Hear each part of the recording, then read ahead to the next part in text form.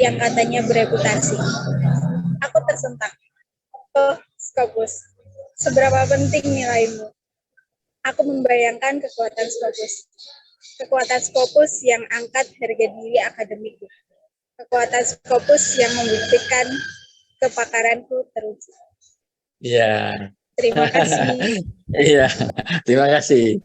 Itu memang awal-awal memulai ya untuk memberi motivasi kita. Terus saya akan lanjut teman-teman. Ini saya secara pribadi ya. Tadi sore saya kebetulan di S2 Pendidikan Bahasa Inggris, saya mengampu mata kuliah penulisan eh, manuskrip untuk jurnal internasional. Ternyata kalau kita telusuri teman-teman, keterampilan dasar menulis itu yang pertama itu adalah navigasi. Jadi teman-teman, ini ada di mahasiswa, saya yakin kalau namanya mahasiswa S1 itu biasanya secara IT itu canggih banget. Jadi menavigasi itu luar biasa. Gitu ya. Bahkan mungkin dosennya kalah ketika urusan navigasi ya. Jadi menelusuri. Tapi nanti kita akan bahas bagaimana cara menavigasi di bidang Anda. Terus yang kedua, membaca kritis. Mungkin bagi adik-adik untuk mahasiswa S1 belum terlambat untuk belajar bahasa Inggris. Jadi kalau bisa, saran saya ya, ketika Anda menyusun tes skripsi, ya, menyusun skripsi, saran saya, pakailah sumber-sumber yang berbahasa Inggris. Saran saya, oke? Jangan pakai sumber-sumber yang berbahasa Indonesia. Oke, mana? Tes teman-teman? Mahasiswa? Siap ya? Saran saya yang berbahasa Inggris. Kenapa? Karena semua istilah-istilah akuntansi diadopsi dan diadaptasi dari bahasa Inggris. Betul ya? Itu.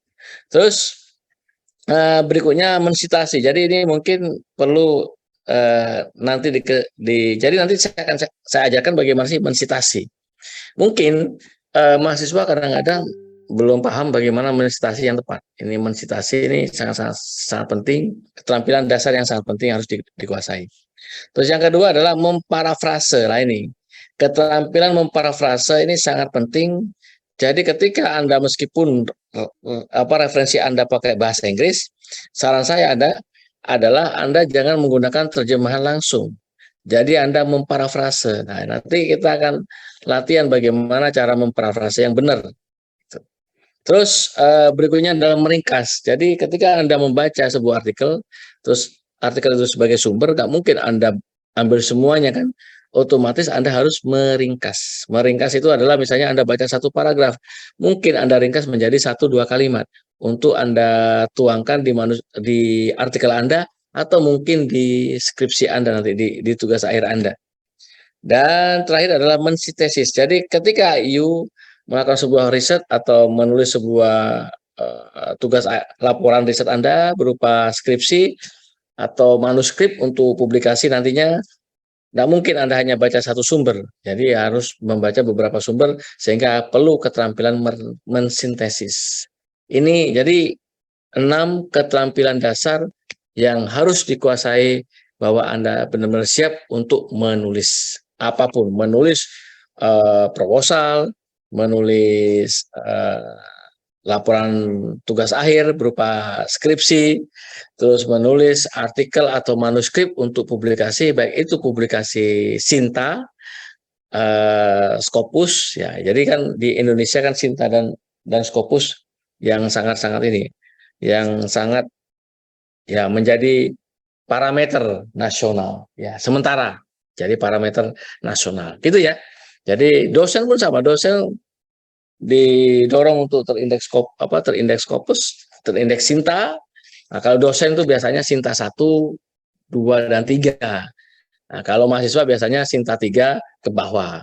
Kalau mungkin Anda saya nyobalah ke Sinta 4, boleh. Jadi masuk S1, silakan Anda coba Sinta 4. Nah, atau kalau misalnya kurang pede, mungkin Sinta 5. Gitu ya. Kurang pede lagi, Sinta 6. Sangat pede, mungkin Sinta 1, 2. Jadi bergantung Anda bagaimana Anda nanti mencoba belajar, mengasah lagi 6 keterampilan dasar menulis ini. Oke? Ini yang perlu diketahui oleh adik. Jadi navigasi, membaca kritis, mensitasi, memparafrase, meringkas, dan mensintesis. Jadi 6 keterampilan dasar. Mungkin ada pertanyaan dari sini? Silakan. Ini masih masih pembukaan. Halo?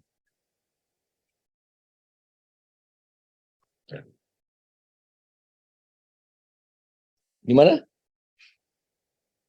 Ada ada pertanyaan? Silakan. Mahasiswa?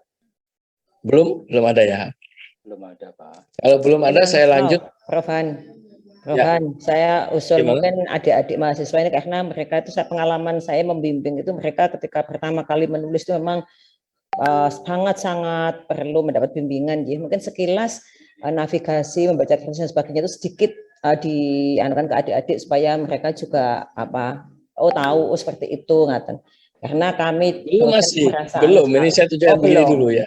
Belum masih. Ini namanya selayang pandang. Selayang pandang.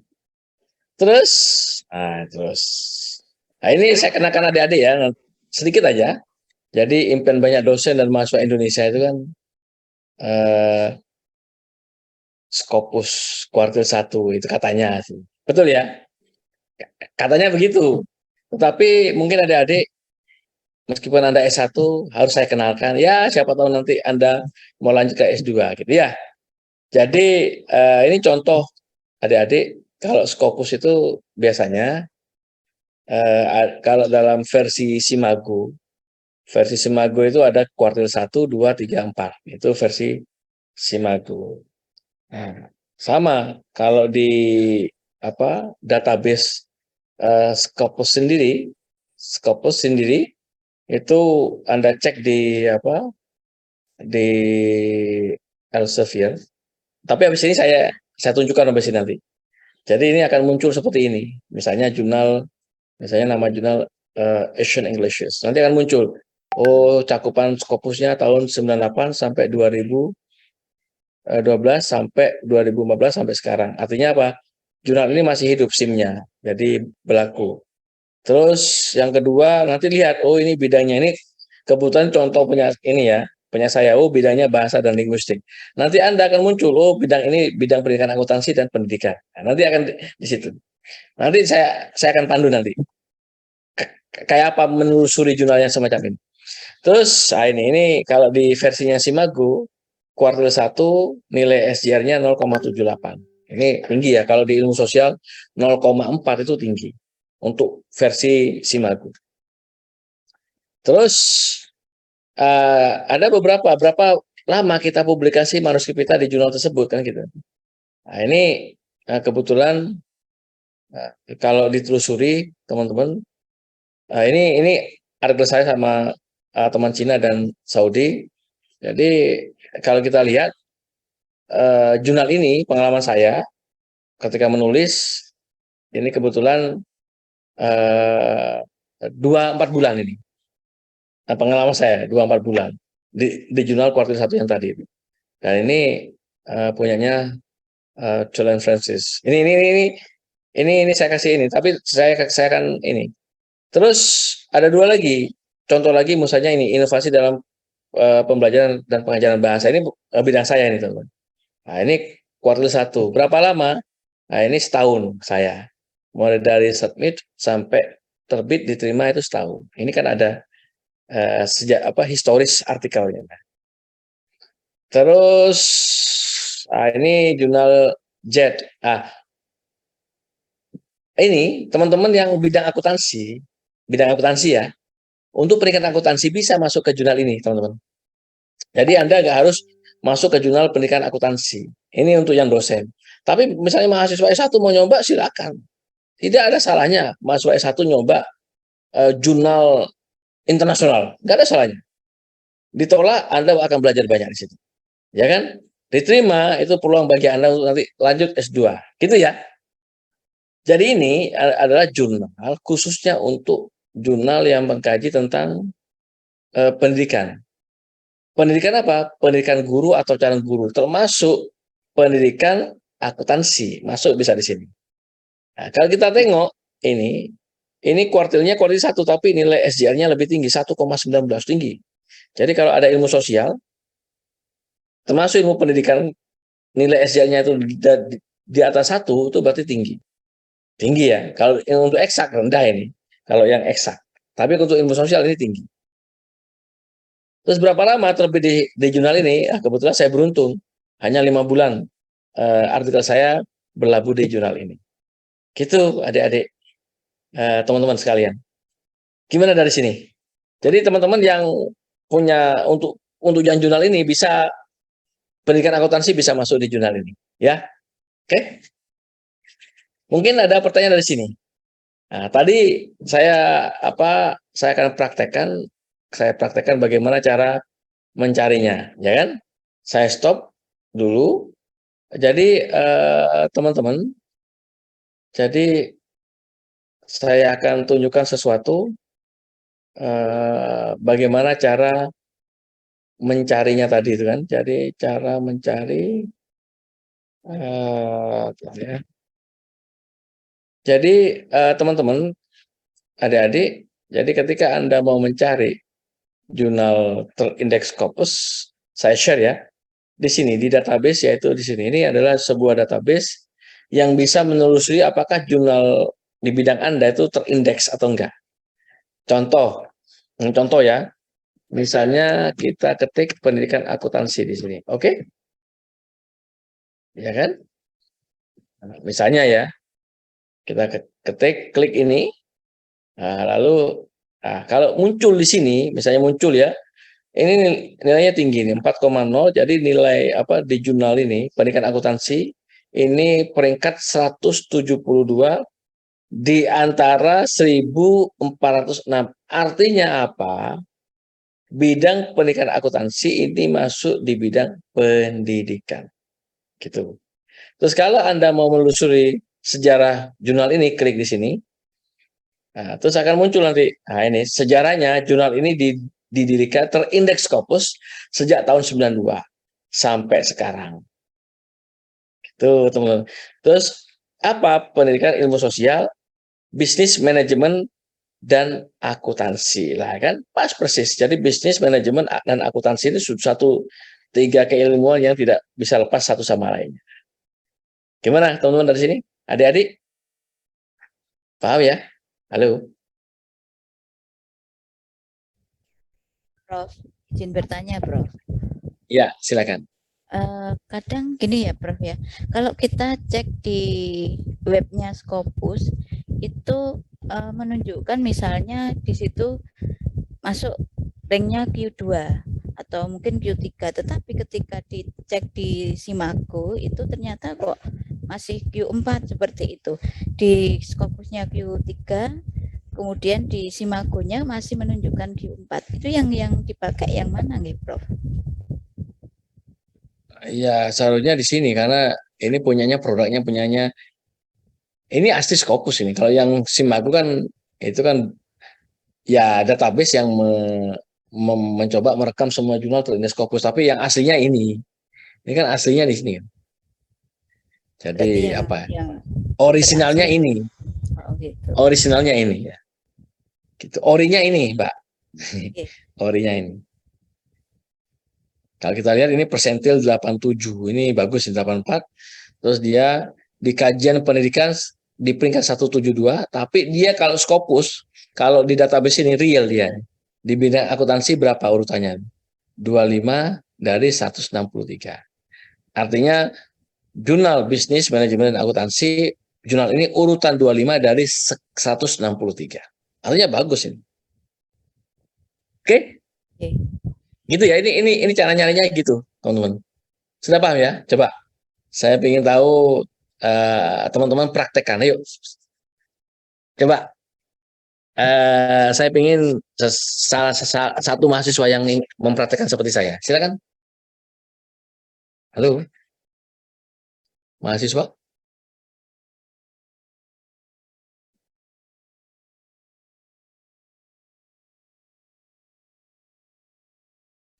Mahasiswa? Kalau nggak ada, teman-teman?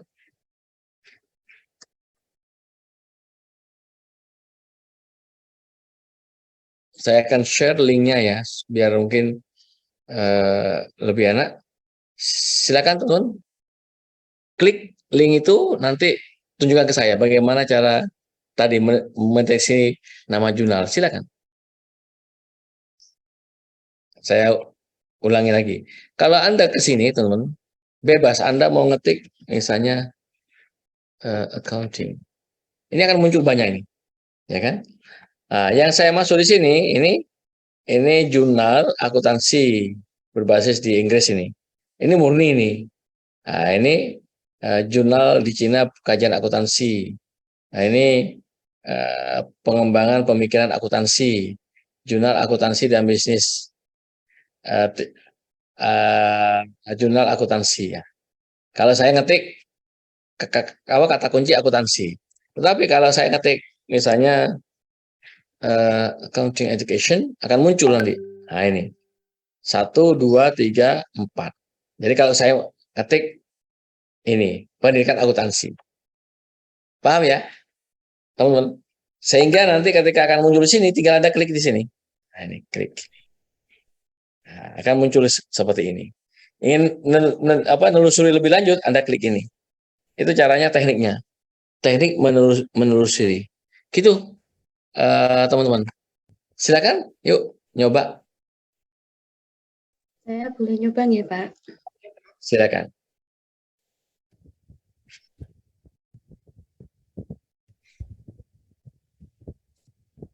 Begini nggih, Pak.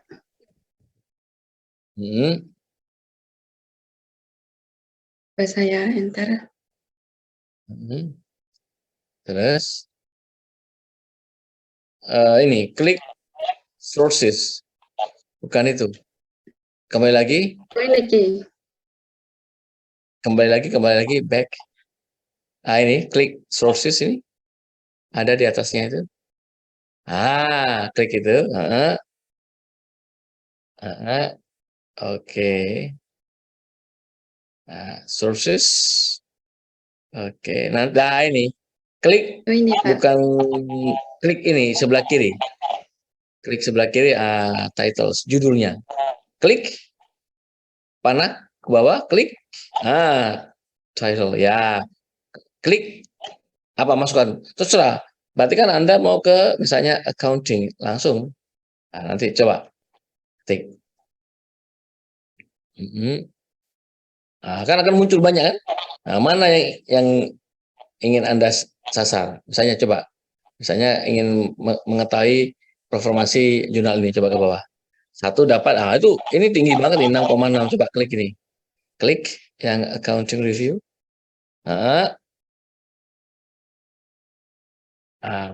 Akan masuk. Jadi bahwa cakupan jurnal ini akan muncul berapa lama dia terindeks Scopus ya.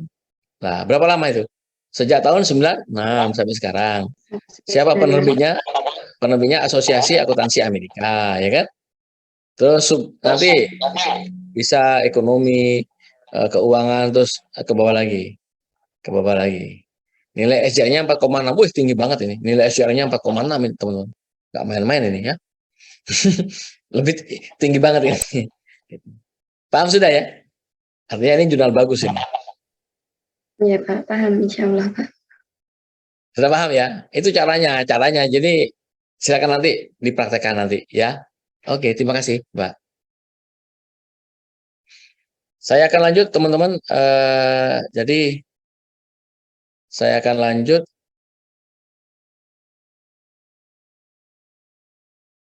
Oke. Terus saya akan lanjut, teman-teman. Pertimbangan yang perlu diperhatikan. Jadi ketika Anda mau nulis sebuah manuskrip atau apapun ya, tulisan Anda mau tugas akhir atau apa, tengok dulu, lihat dulu. Anda mau mulai dari perdebatan, diskusi, kontroversi nasional atau dari global dulu. Ini yang perlu yang perlu ditekankan. Terus yang kedua adalah komunitas riset. Jadi tulisan Anda, entah itu tugas akhir atau artikel, kira-kira komunitas riset Anda itu mau komunitas riset yang bagaimana, yang ingin Anda tuju, siapa? Ya, jadi Anda ingin istilahnya memberi kontribusi kepada komunitas riset yang bagaimana? Jadi apakah ke akuntansi misalnya manajerial, atau kepada akuntansi keuangan, atau kepada praktik akuntansi di dunia kerja, atau di sekolah SMK atau di SMA, ya kan? Tapi di SMK kan ada jurusan akuntansi secara spesifik. Terus yang kedua adalah pembaca internasional. Jadi ketika Anda menulis sebuah manuskrip atau apapun, entah itu tugas akhir, kalau saya tidak hanya untuk pembaca lokal atau nasional, tetapi targetkan tulisan Anda ke pembaca internasional. Dan ini yang keempat, ini adalah gap research. Jadi kalau Anda memulai sebuah penelitian, mulai dari apa yang ingin Anda tawarkan. Nah, untuk bisa menulis apa yang ingin Anda tawarkan, Anda harus membaca. Jadi makanya perlu navigasi dan membaca. Terus kontribusi, kebaharuan, originalitas. Jadi ini mungkin bagi adik-adik yang S1, kontribusi atau kebaharuan atau originalitas gak usah mulu-mulu. Jadi cukup untuk S1 ya. Ya, bisa juga kontribusi empiris dan kontribusi praktis itu untuk anak S1. Nggak perlu kontribusi teoritis. Ya kalau Anda mampu silakan Anda bisa mengejar kontribusi teoritis atau konseptual. Terus dan terakhir adalah implikasi. Jadi kalau Anda nulis atau melakukan sebuah penelitian, pikirkan apa sih implikasi riset Anda. Implikasi itu adalah dampak sebuah efek domino dari riset Anda. Ini adik-adik dan teman-teman sekalian, ini yang perlu diperhatikan. Tadi keterampilan dasar menulis yang perlu diperhatikan. Navigasi tadi ya, navigasi, membaca kritis, terus mensitasi, memparafrase, terus apa tadi teman-teman? Mensintesis, apa lagi? Meringkas, itu tadi. Tapi ini yang perlu Anda pertimbangkan adalah perdebatan nasional atau global. Komunitas riset yang bagaimana yang ingin Anda berpartisipasi. Terus pembaca internasional mana yang ingin Anda targetkan, tidak hanya pembaca nasional. Terus gap riset itu apa yang ingin Anda tawarkan, apa yang Anda lihat, celah yang Anda amati. Terus baru nanti kontribusi, kebaruan, dan terakhir implikasi. Itu adik-adik dan teman-teman. Ini adalah 6 hal lagi. Ini yang perlu diperhatikan ketika menulis sebuah manuskrip. Oke? Poin-poinnya. Gimana, teman-teman? Halo?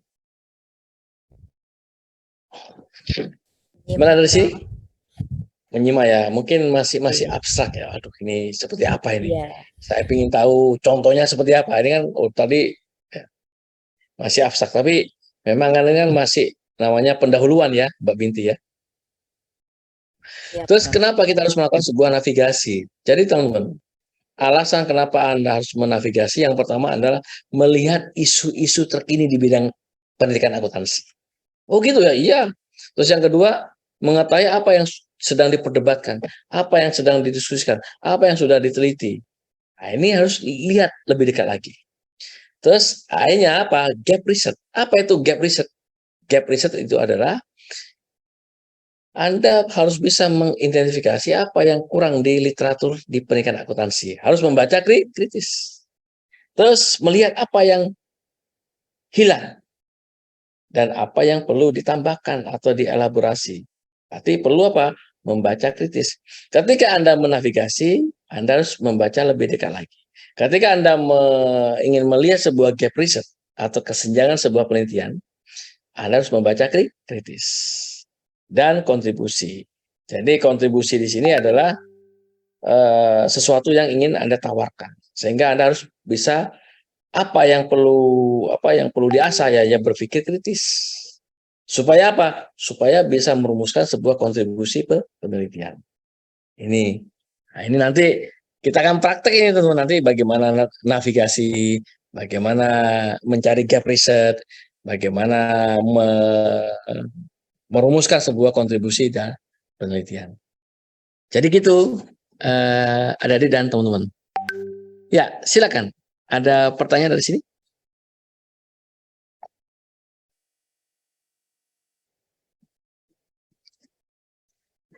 Ini apa? Belum ada pertanyaan juga ya sampai saat ini.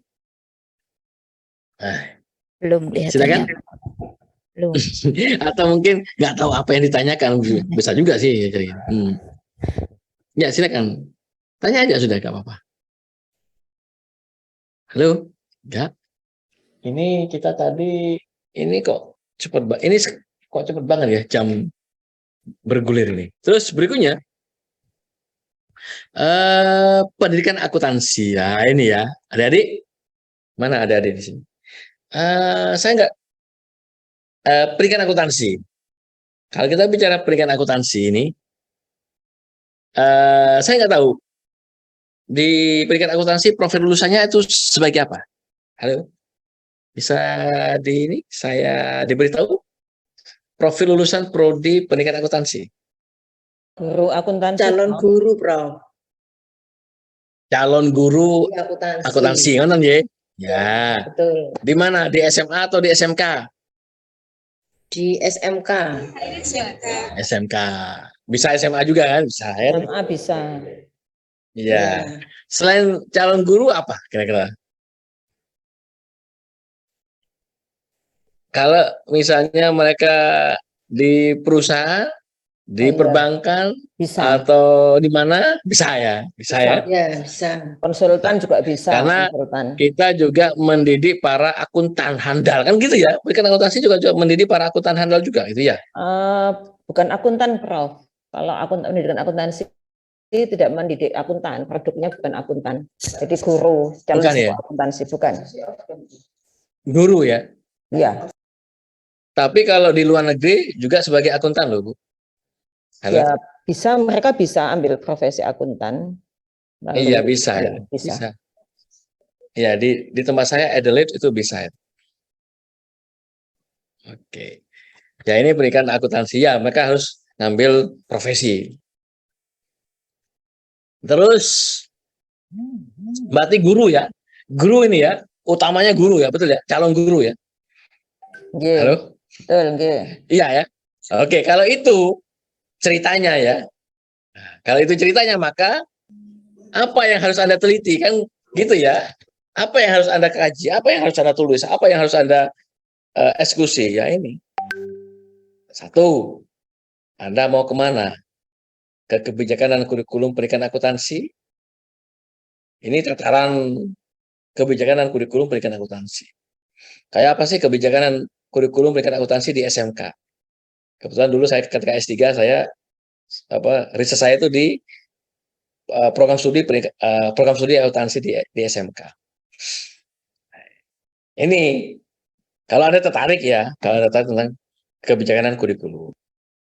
Terus yang kedua, silabus. Kan kalau di perguruan tinggi kan RPS ya, tetap jadi di sekolah masih menggunakan silabus. Terus berikutnya bahan ajar. Ini kan guru kan. Kalau ini betul guru ya, desain instruksional. Terus praktek mengajar dan pembelajarannya. Terus asesmennya. Terus mungkin praktek reflektif. Ini kalau betul-betul prodi pendidikan akuntansi mencetak menjadi calon guru. Ini yang harus Anda teliti, gitu. Yang harus Anda tulis. Nah, ini tapi ya memang artinya apa? Jadi kalau Anda suka teknologi bisa nanti bagaimana penerapan teknologi di ya tadi pengajaran akuntansi, pembelajaran akuntansi, silakan di asesmen akuntansi sendiri. Itu teknis. Tapi saya tidak memasukkan teknologi karena teknologi bisa di mana-mana, bisa di semua lini. Gimana dari sini? Ini kan ya, Bu Susi betul ya, Bu Susi ya. Kalau misalnya betul-betul ingin mencetak jadi guru ya, calon guru ya. Jadi kalau benar ini kan ya. Nah, terus teman-teman, saya akan lanjut ya. Ini mungkin mahasiswa kan sudah belajar ini kan mungkin ya selama mulai semester 1 sampai akhir ya. Oke. Saya nggak tahu apa topik-topik di tugas akhir di pendidikan akuntansi di UNS apa yang sering di tataran mana Bu Susi yang banyak ini Yang Di tataran banyak mana? itu bahan ajar, desain instruksionalnya, praktek pembelajarannya itu, asesmen beberapa. Nah, praktek reflektif ini yang saya juga belum bisa bayangkan, bisa dijelaskan ini Prof. Praktek reflektif menarik kayaknya ini. Gitu ya. Iya, Asik ya? iya. Iya. Jadi saya ada ini pengalaman ketika saya mengambil data ya. Kebetulan saya ingin tahu sih bagaimana sih cara mereka mengajar akuntansinya gitu, Bu Susi. Terus saya tanya, apakah guru punya ini praktek reflektif? Oh, enggak. Tapi biasanya di sekolah itu ada namanya jurnal mengajar ya kan? Biasanya kan ya. Di sekolah itu kan jurnal mengajar lah. Jurnal mengajar itu salah satu dari praktek reflektif. Kalau jurnal mengajarnya itu betul-betul diisi sebagai mestinya, lalu direfleksi, dilihat kembali apa yang kurang, apa yang perlu diperbaiki, apa ini. Itu namanya praktek reflektif secara sederhana. Tapi banyak model-modelnya praktek reflektif. Nah, biasanya kita misalnya ya, contoh lagi, kalau adik-adik tertarik misalnya melihat, misalnya Anda mengajar di pendidikan akuntansi ada PPL ya, program praktek observasi sekolah. Lapangan ada Terus ada ya. Ya. Jadi kalau Anda tertarik, mungkin Anda bisa melakukan penelitian observasi. Bagaimana sih guru akuntansi di SMK ngajar? Misalnya contoh tentang cash flow, bagaimana mengajar pembukuan buku besar, buku kecil, bagaimana itu bisa. Dan bahkan adik-adikku, adik-adik mahasiswa ini, jangankan itu, Anda bisa khusus ya untuk anak S1 ini ya. Iya. Saya sarankan malah tapi kalau saya ini jangan anak S1, yang S2 nggak usah ribet sampai itu. Tulislah yang sederhana. Kayak apa tulis yang sederhana? Kan di SMA kan banyak buku-buku teks akuntansi ya. Coba Anda analisis buku teks akuntansi. Itu sudah cukup untuk anak S1. Jangan untuk S1. S3 aja bisa analisis buku teks, ya kan? Buku teks akuntansi di SMK. Syaratnya buku teks ini harus digunakan secara nasional, itu syaratnya. Bukan lokal ya. Harus nasional, atau mungkin buku teks yang betul-betul di-endorse, dikeluarkan oleh kementerian atau mungkin badan keprofesian, silakan. Itu saran saya sih. Jadi kalau Anda, atau bisa juga ketika Anda PPL ya, Anda rekam hasil mengajar Anda ya, terus Anda menggunakan penelitian reflektif. Nah, itu khusus sih. Iya. Penelitian reflektif itu lebih mudah. Apa? Mahasiswa lihat video, mahasiswa itu dilihat apa yang ingin, misalnya saya akan melihat kayak apa interaksi saya sama siswa ketika saya PPL, itu bisa sekali. Itu salah satu contoh praktik reflektif dengan mediasi penggunaan video. Harus direkam. Kalau nggak direkam, misalnya pakai ingatannya, nggak bisa. Kalau ingatan itu bukan praktek reflektif namanya. Mengingat-ingat itu. Jadi praktek reflektif itu harus ada bukti tertulis. Ya, syukur-syukur ada bukti rekaman. Mantap itu. Super joss itu jelasnya. Akurat nanti. Jadi tidak hanya berbasis ingat saja. Jadi gitu. Gitu, teman-teman, adik-adik. Gimana dari sini? Prof Han, di praktek reflektif itu kalau misalnya dibantu temannya untuk mengamati gitu nggak bisa juga ya, bukan reflektif. Bukan praktek reflektif namanya. Ya, Kan. betul, okay. Itu namanya observasi teman sejawat. Observasi teman sejawat. Gitu ya? Ya. Oke. Gimana? Adik-adik ini saya nggak tahu dapat ini nggak? Dapat feelingnya nggak? Dapat.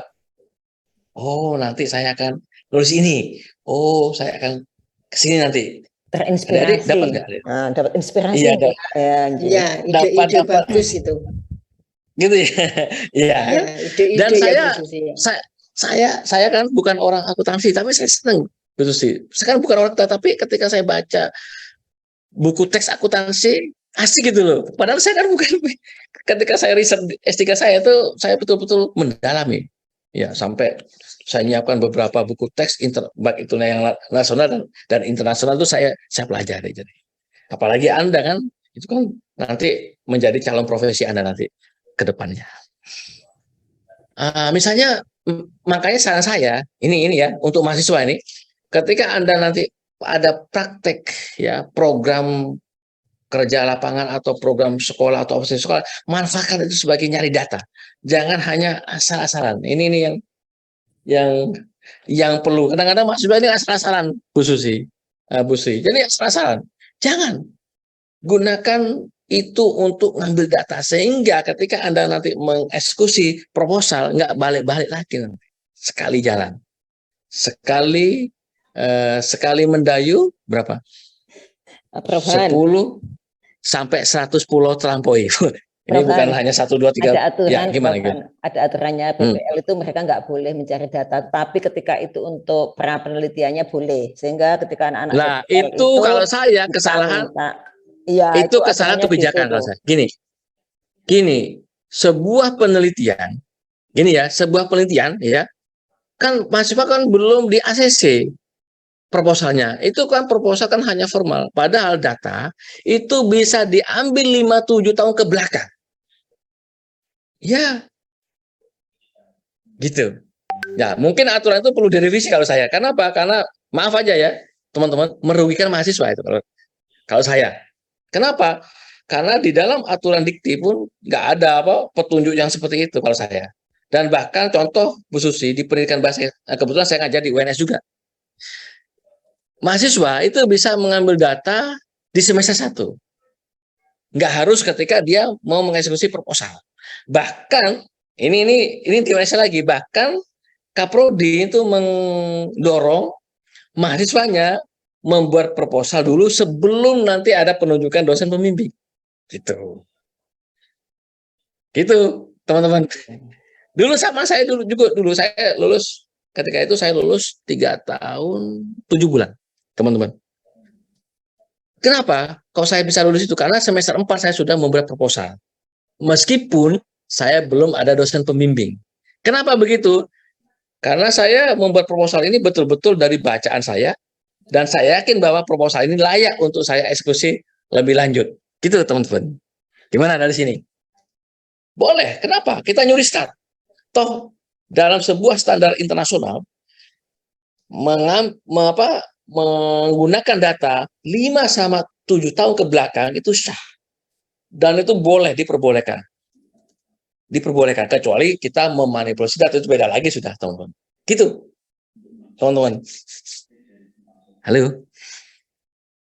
Tes. Ya. Gimana dari sini?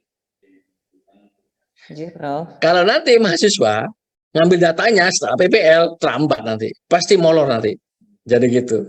Yes. Apalagi mahasiswa kan macam-macam, ada yang cepat, ada yang lambat. Nah, saran saya, gunakan desain riset yang betul-betul mempercepat penyelesaian tugas akhir mahasiswa. Ini saran saya. Ini saran untuk adik-adik. Gunakan yang sederhana saja. Nggak perlu ribet Anda S1. Itu saran saya ya. Saran, teman-teman. Oke? Terus contoh lagi, saya masih belum menemukan anak S1 itu mengkaji tentang kurikulum akuntansi di SMK. Itu asik loh itu. Yakin? Iya, asik itu. Jadi Anda hanya modal kumpulkan dokumen-dokumen kurikulum akuntansi di SMK. Kayak apa? Anda bisa melakukan sebuah kajian historis, misalnya ketika misalnya 10 tahun ke belakang, jadi zamannya sebelum Nadi, terus sampai kepada era Merdeka Belajar. Itu asik loh itu. Itu sangat potensi untuk anak, dan itu jangan untuk anak S1, untuk anak S3 aja layak sekali itu. Jadi gitu, teman-teman. Silabus bisa. Silabus contoh, misalnya adik-adik anak S1. ketika Anda mau berkunjung ke sekolah, bisa Anda misalnya saya ingin meneliti tentang bagaimana sih persepsi guru terhadap silabus berbasis kurikulum Merdeka Belajar, persepsi saja aja itu sudah cukup untuk anak S1. Nggak perlu yang macam-macam, persepsi saja. Jangan untuk anak S1, S2, S3 mengkaji tentang persepsi satu variabel saja itu bisa, teman-teman, adik-adik, sangat bisa. Jadi nggak perlu yang macam-macam gitu. Gimana dari sini? Itu silabus. Bahan ajar, Anda bisa melakukan evaluasi buku teks akuntansi di SMK, terus bisa juga kepada desain bahan ajar. Mendesain bahan ajar, terus nanti Anda uji, mungkin uji dengan sampel yang sederhana aja, yang kecil misalnya dengan 10 siswa SMK, terus dengan 2 atau 3 guru silakan bisa. Kalau misalnya Anda ingin yang melakukan pemerintahan yang sangat sederhana. Terus desain instruksional, silakan Anda misalnya membuat model desain instruksional untuk misalnya pembelajaran akuntansi di SMK, silakan. Gitu. Praktek mengajar itu kalau Anda pembelajaran, kalau Anda misalnya praktek mengajar dan pembelajaran, Anda bisa melakukan 2 hal. Yang pertama, Anda bisa melakukan Anda sendiri sebagai instruktur atau tutor, atau bisa juga Anda mengamati guru akuntansi mengajar. Nah, itu. Atau Anda mengamati bagaimana siswa SMK belajar akuntansi. Terus bagaimana asesmen? Nah, kalau asesmen, ya Anda bisa melakukan misalnya asesmen, kalau kita bicara asesmen itu secara dasarnya asesmen itu kan kalau di sekolah itu ada asesmen sumatif, formatif. Kalau sumatif kan jelas ada tengah semester dan akhir semester.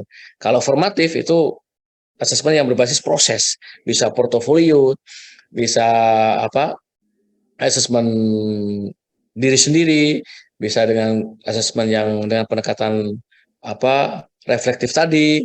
Jadi itu yang berbasis proses. Nah, bisa juga Anda menggunakan isu praktek reflektif yang tadi saya jelaskan. Gitu, mahasiswa yang saya banggakan. Gimana? Dari sini? Ini masih selayang pandang lah istilahnya. Belum serius banget. Halo, teman-teman? Ya, gimana? Oh, Ada? Ya. Kalau praktek reflektif itu tadi kan memvideo ketika mengajar gitu nih, Prof. Itu perlu berapa kali ketika kita harus memvideonya kayak gitu, ada Gitu ya, aturan? berapa kali gitu ya. Ya. Untuk anak S1, 1 jam video aja cukup untuk tugas akhir. Mantap ya. Halo? 1 jam. Lah. 1 jam. Anda nggak percaya, 1 jam aja cukup untuk anak S1. Kau nggak percaya? Serius ini. Mungkin ini membuat Anda, gitu, gimana? Saya pikir harus berkali-kali Enggak. Oh, gitu nggih. Asik ya. Prof Han, saya juga kepikir Ya. gini, kalau misalnya refleksi itu berasal dari mahasiswa, itu juga termasuk reflektif ya. Artinya Ya. kita minta artinya pendapat rasanya mahasiswa menerima kita ketika mengajar bagaimana dan sebagainya, itu bisa termasuk juga bisa ya. Nah, itu namanya disebut praktek reflektif kolektif.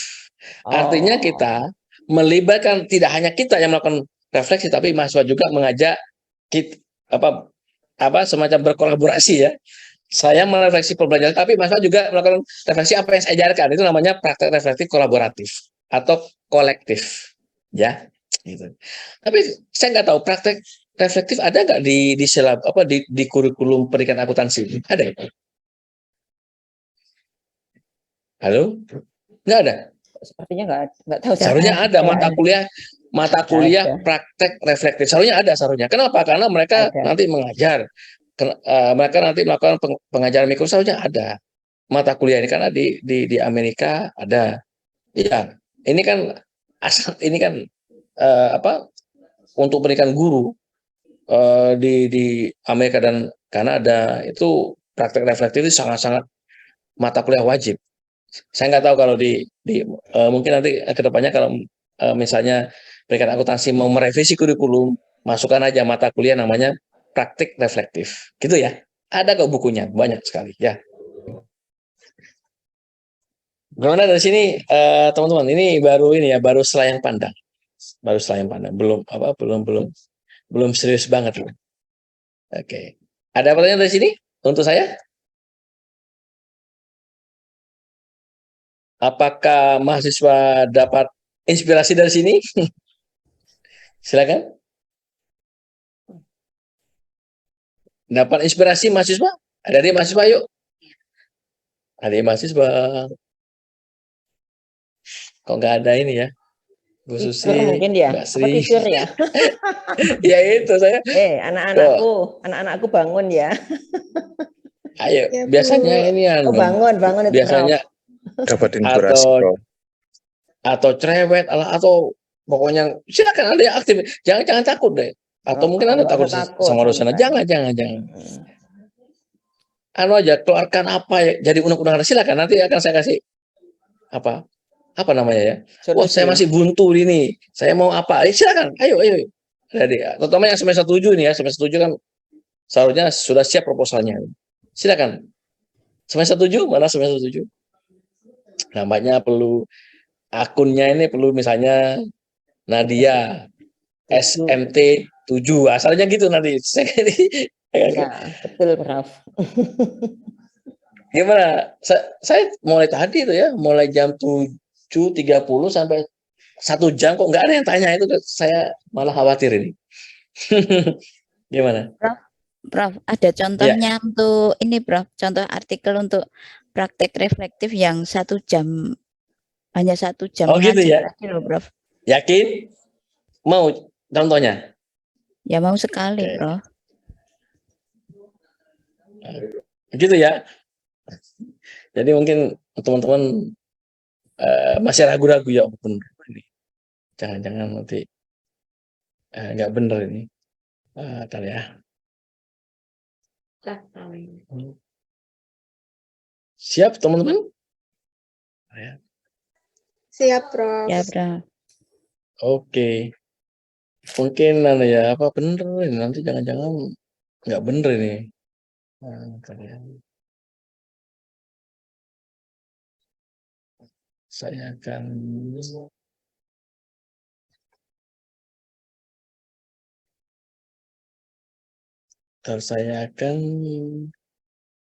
kayaknya nggak ada di sini tadi ya. Saya akan tunjukkan ke teman-teman.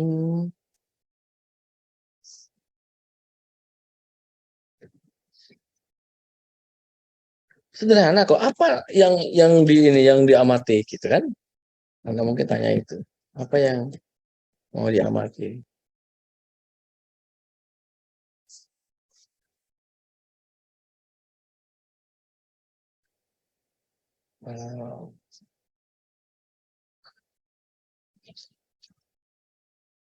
Oke, tar ya. Saya akan berbagi dengan Anda. Adik. Teman.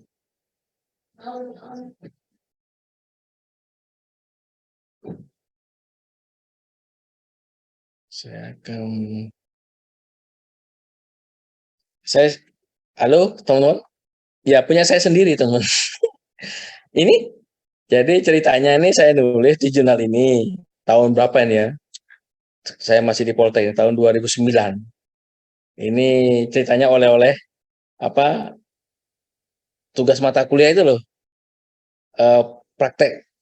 Praktikum. Jadi praktek mengajar gitu di kelas internasional. Ini 47 menit kan? Halo? Ini malah nggak sampai sejam ini, 47 menit. Halo? Teman-teman? Ya, Siap, Prof. Prof. Untuk anak saya itu silakan. Anda observasi diri Anda sendiri, atau mungkin Anda observasi guru akuntansi mengajar 1 jam saja, nggak usah banyak-banyak, 1 jam. Tapi ingat, di 1 jam itu teman jangan dibuat enteng. Wah, hanya 1 jam aja, ringan. Oh, enggak. Ini kalau Anda rekam betul 47 menit itu menghabiskan berpuluh-puluh jam Anda untuk mentranskripsi, terus nanti Anda memilah-milah, terus menganalisis. Saya menggunakan teknik ini. Nah, ini analisis mikroetnografi, transkripsi verbatim. Belum ini ya, belum pernah mengenal istilah-istilah ini ya, adik-adik. Belum. Belum Belum, ya. Prof. Ya ini. Prof. Ini jadi kayak apa analisis mikroetnografi, kayak apa itu verbatim selektif, kayak apa itu ini namanya catatan observasi tempat duduk. Jadi kayak apa tempat duduknya. Oh gitu ya, analisis percakapannya bagaimana. Jadi ini analisis namanya urutan inisiasi, misalnya coba Anda sebutkan, itu namanya inisiasi. Terus direspon oleh siswa. Oh, misalnya ya, coba apa yang dimaksud dengan pembukuan besar. Jadi siswa jawab, pembukuan besar adalah, nah kayak gitu ya. Terus nanti dikasih umpan balik sama guru, itu namanya feedback, umpan balik. Itu namanya analisis, inisiasi, respon, dan umpan balik. Belum tahu ya masih ya. Tuh, ini itu. Itu teman-teman, gimana dari sini? Prof ingin lihat Ini diskusinya, Prof. Ingin lihat diskusinya, Prof. Oh, ingin lihat datanya kayak apa gitu ya? Ya, Datanya. bawahnya diskusinya gimana ini? Sederhana kok, enggak meribetkan mahasiswa, ini cepat ini. Jadi mahasiswa teman-teman bisa lulus tepat waktu jadi. Sederhana kalian. Saya contoh ini ya. Ini nanti dilampirkan nggak apa perencanaan pembelajaran? Iya, dilampirkan seperti ini. Nah ini kan rencana pembelajarannya kan ya, betul ya? 19 Maret 2008, 47 menit. Iya, iya kan. Prosedurnya dilampirkan, terus materinya, prosedurnya kayak apa, kan sama. Ini kan guru kan, begini kan guru. Terus nanti data yang di video, ya kan, analis datanya yang tadi yang saya sebutkan tadi. Nah, terus baru nanti ini datanya seperti ini, ya, datanya tentang ini. Jadi analisis datanya dan diskusinya. Nah ini nanti, misalnya pertanyaan apa sih yang diucapkan oleh guru dan siswa? Yang ditanyakan guru seperti ini nanti. Nah, dibuat ini. Nah, guru bertanya, siswa menjawab berapa. Nah, kayak gini nih. Ini namanya kayak bagaimana interaksi guru bertanya, siswa menjawab. Jadi gini, dikasih chart seperti ini. Halo, ini kan sederhana ya. Kalau nggak direkam ya nggak bisa. Gimana teman-teman interaksinya, terus kayak apa, dia ngomong apa, guru ngomong apa, siswa ngomong apa. Ini kalau nggak direkam kan nggak bisa ini teman-teman, harus direkam, nanti dianalisis polanya gimana gitu. Bu Susi, asik kan? Seperti ini, sederhana kok. Kan? Gimana, cocok ini untuk mahasiswa S1 S2 bahkan S3 pun bisa ya. Tapi kalau S3 ya nggak 1 jam. Untuk S3 itu paling nggak 4 bulan. Untuk S3 ya, minimal. S3. Untuk S2 ya 10 jam cukup lah. Untuk S2 10 atau 20 jam cukup. Tapi untuk S1 cukup lah 1 jam untuk latihan riset kan. Gimana dari sini? Pertanyaannya yang dianu guru berapa? Ini seperti ini. Jadi gini. Dibuat tabelnya pertanyaannya yang ada di situ. Terus bagaimana pertanyaannya ketika sedang membaca. Jadi kayak interaksi guru dan siswa itu betul-betul dipotret. Harus di video. Kalau misalnya di audio kurang mantap, harus di video. Karena kita tahu mimiknya, apa bahasa tubuhnya harus. Ini teman-teman gimana ada sini? Ini kan? Itu. Ini teman. Ini sederhana sekali artikel ini, sangat-sangat sederhana. Nah ini penggunaan video dan refleksi. Artinya apa? Dengan kita menggunakan teknologi video, kita bisa melakukan sebuah refleksi. Apa yang kita lakukan, nanti ke depannya kita harus ada inovasi apa gitu. Gitu, teman-teman. Ini contoh ya, ini punya saya sendiri. Gimana dari sini? Mahasiswa? Jadi saya, rigid kalau ya, saya, Prof. gimana? Harus rigid juga ya ini, Prof. Itu tadi Iya, kan diskusinya itu harus rigid, benar-benar rigid.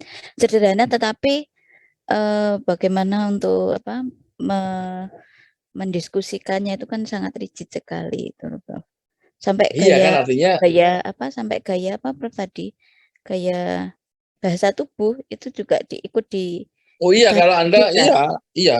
iya, itu teman-teman. Ya, oke. Semoga tadi memberi inspirasi bagi teman-teman dan mahasiswa. Sehingga nanti membimbingnya jangan yang ribet-ribet, yang sederhana saja. Sehingga nanti mahasiswa bisa, syukur-syukur nanti mahasiswa bisa menghasilkan publikasi juga, wah mantap juga kan. Dari hal yang sederhana bisa ke arah sana. Gitu. Terus teman-teman, isu-isu terkini di bidang pendidikan akuntansi. Jadi teman-teman harus tahu mahasiswa ini isu-isu terkini riset terkini di bidang pendidikan akuntansi. Jadi atau di dunia pendidikan. Jadi gini teman-teman. Jadi kalau mahasiswa sekalian, ini mahasiswa ya. Jadi nanti kalau mencari sumber bisa ke jurnal pendidikan akuntansi, bisa pada jurnal pendidikan secara umum, ya kan? Jadi nanti baik itu publikasi dosen maupun mahasiswa bisa mentargetkan ke jurnal pendidikan secara generik atau umum, bisa kepada jurnal pendidikan akuntansi secara spesifik. Kan jurnal pendidikan akuntansi berarti kan spesifik. Kalau jurnal pendidikan itu generik. Salah satunya bisa ke pendidikan akuntansi. Itu saran saya. Contohnya, nah kalau ini coba teman-teman, kerangka kompetensi berpikir kritis untuk mahasiswa akuntansi.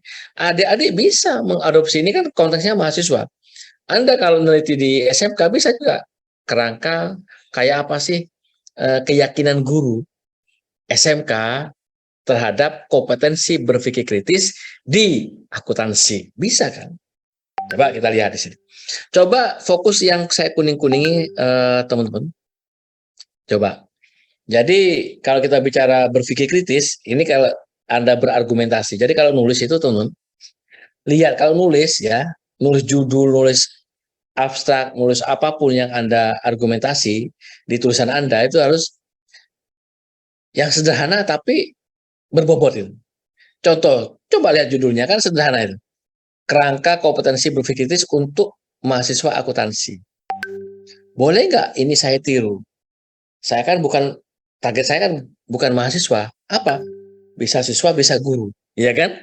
Misalnya, kerangka kompetensi berpikir kritis untuk guru akuntansi. Kalau mau guru. Bisa juga kerangka kompetensi berpikir kritis untuk siswa. Siswa apa? Siswa SMK di kelas akuntansi. Gitu. Gimana, teman-teman? Itu contoh bagaimana menyajikan topik yang sederhana, tapi berbobot itu. Dari sini gimana? Adik-adik? Teman-teman? Artikelnya kita di Pak Heri ya, Prof.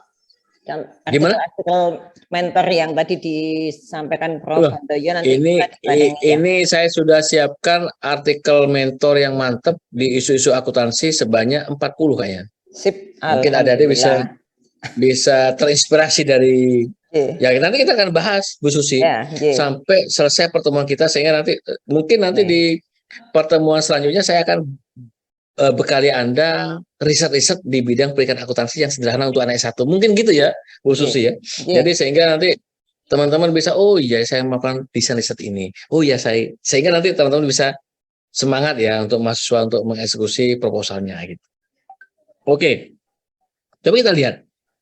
Ternyata teman-teman, coba ini bagus argumentasinya.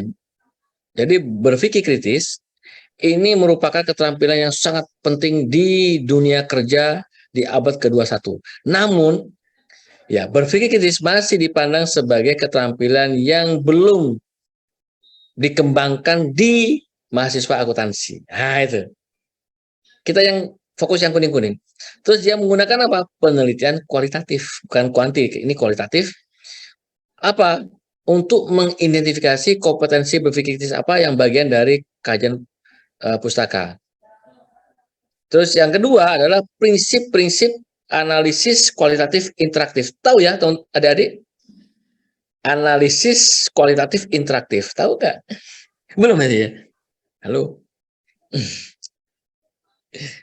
Atau saya nggak tahu, Bu Susi, apakah nanti ada sesi, misalnya sesi mungkin di akhir teknik analisis data untuk pendidikan akuntansi. Mungkin ya kalau Anda tertarik, tapi ini saya, jadi analisis kualitatif interaktif digunakan untuk apa? Untuk memperoleh persepsi partisipan mengenai tentang apa? Kompetensi berpikir kritis yang diperlukan untuk masuk akuntansi. Apa kontribusi dari penelitian ini adalah ingin memberi sebuah kerangka kompetensi berpikir kritis yang komprehensif yang cocok untuk lingkungan yang selalu berubah, di mana akuntan berfungsi, memiliki peran itu masih relevan di revolusi industri keempat. Jadi artinya diharapkan siswa atau mahasiswa itu bisa memperoleh kemampuan berpikir. Artinya apa? Berpikir kritis itu bisa Anda, kalau misalnya Anda tertarik mau meneliti ini, saya ingin ini deh, yang sederhana aja, persepsi guru SMK, keterampilan berpikir kritis atau kompetensi berpikir kritis di kalangan siswa SMK. Silakan. Anda berarti wawancara guru-guru SMK. Kalau misalnya boleh nggak, berapa guru yang saya wawancarai. Kalau Anda menggunakan teknik grounded theory, misalnya grounded theory, ya Anda bisa mewawancara misalnya 50-100 mahasiswa. Aduh, kok ribet banget. Boleh nggak saya hanya 5 guru? Boleh. Itu namanya studi teknik pendekatan studi kasus. Ya kan? Kalau survei, ya minimal 50. Minimal. Kalau Anda menggunakan pendekatan survei. Gimana dari sini? Adik-adik? Dapat ini enggak? Dapat sesuatu enggak dari yang saya jelaskan di sini? Halo? Di abstrak ini. Ya, teman-teman? Iya, Prof. Ada pertanyaan kok? Silakan teman-teman atau adik-adik tanya ke saya yang sebanyak-banyak. Kalau Anda nggak tanya nanti nggak dapat ilmu banyak nanti. Silakan tanya. Silakan teman. Ayo tanya aja yang banyak gitu. Halo? Atau mungkin silakan ayo.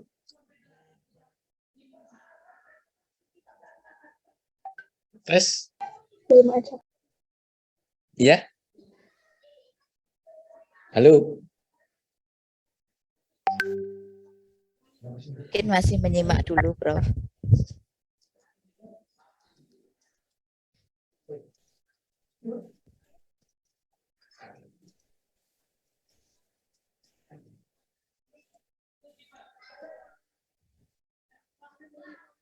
Ya.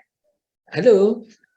Ini teman-teman, terus terang kalau nggak ada yang tanya itu saya gimana gitu, nggak enak ya. saya merasa bersalah kalau nggak ada pertanyaan. Nggak tahu yang mau ditanyakan, Prof. Atau mungkin sudah jelas begitu. Maksudnya gimana? Sudah jelas atau sudah gimana ini? Sudah bingung, Prof.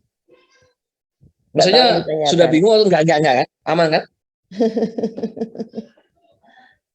Maksudnya gimana? Enggak, harapan saya mahasiswa yang semester 7 ini loh, ayo tanya. Jangan merasa nanti salah. Enggak. Kalau Anda bertanya enggak ada yang salah. Yuk. Halo. Ayo teman-teman.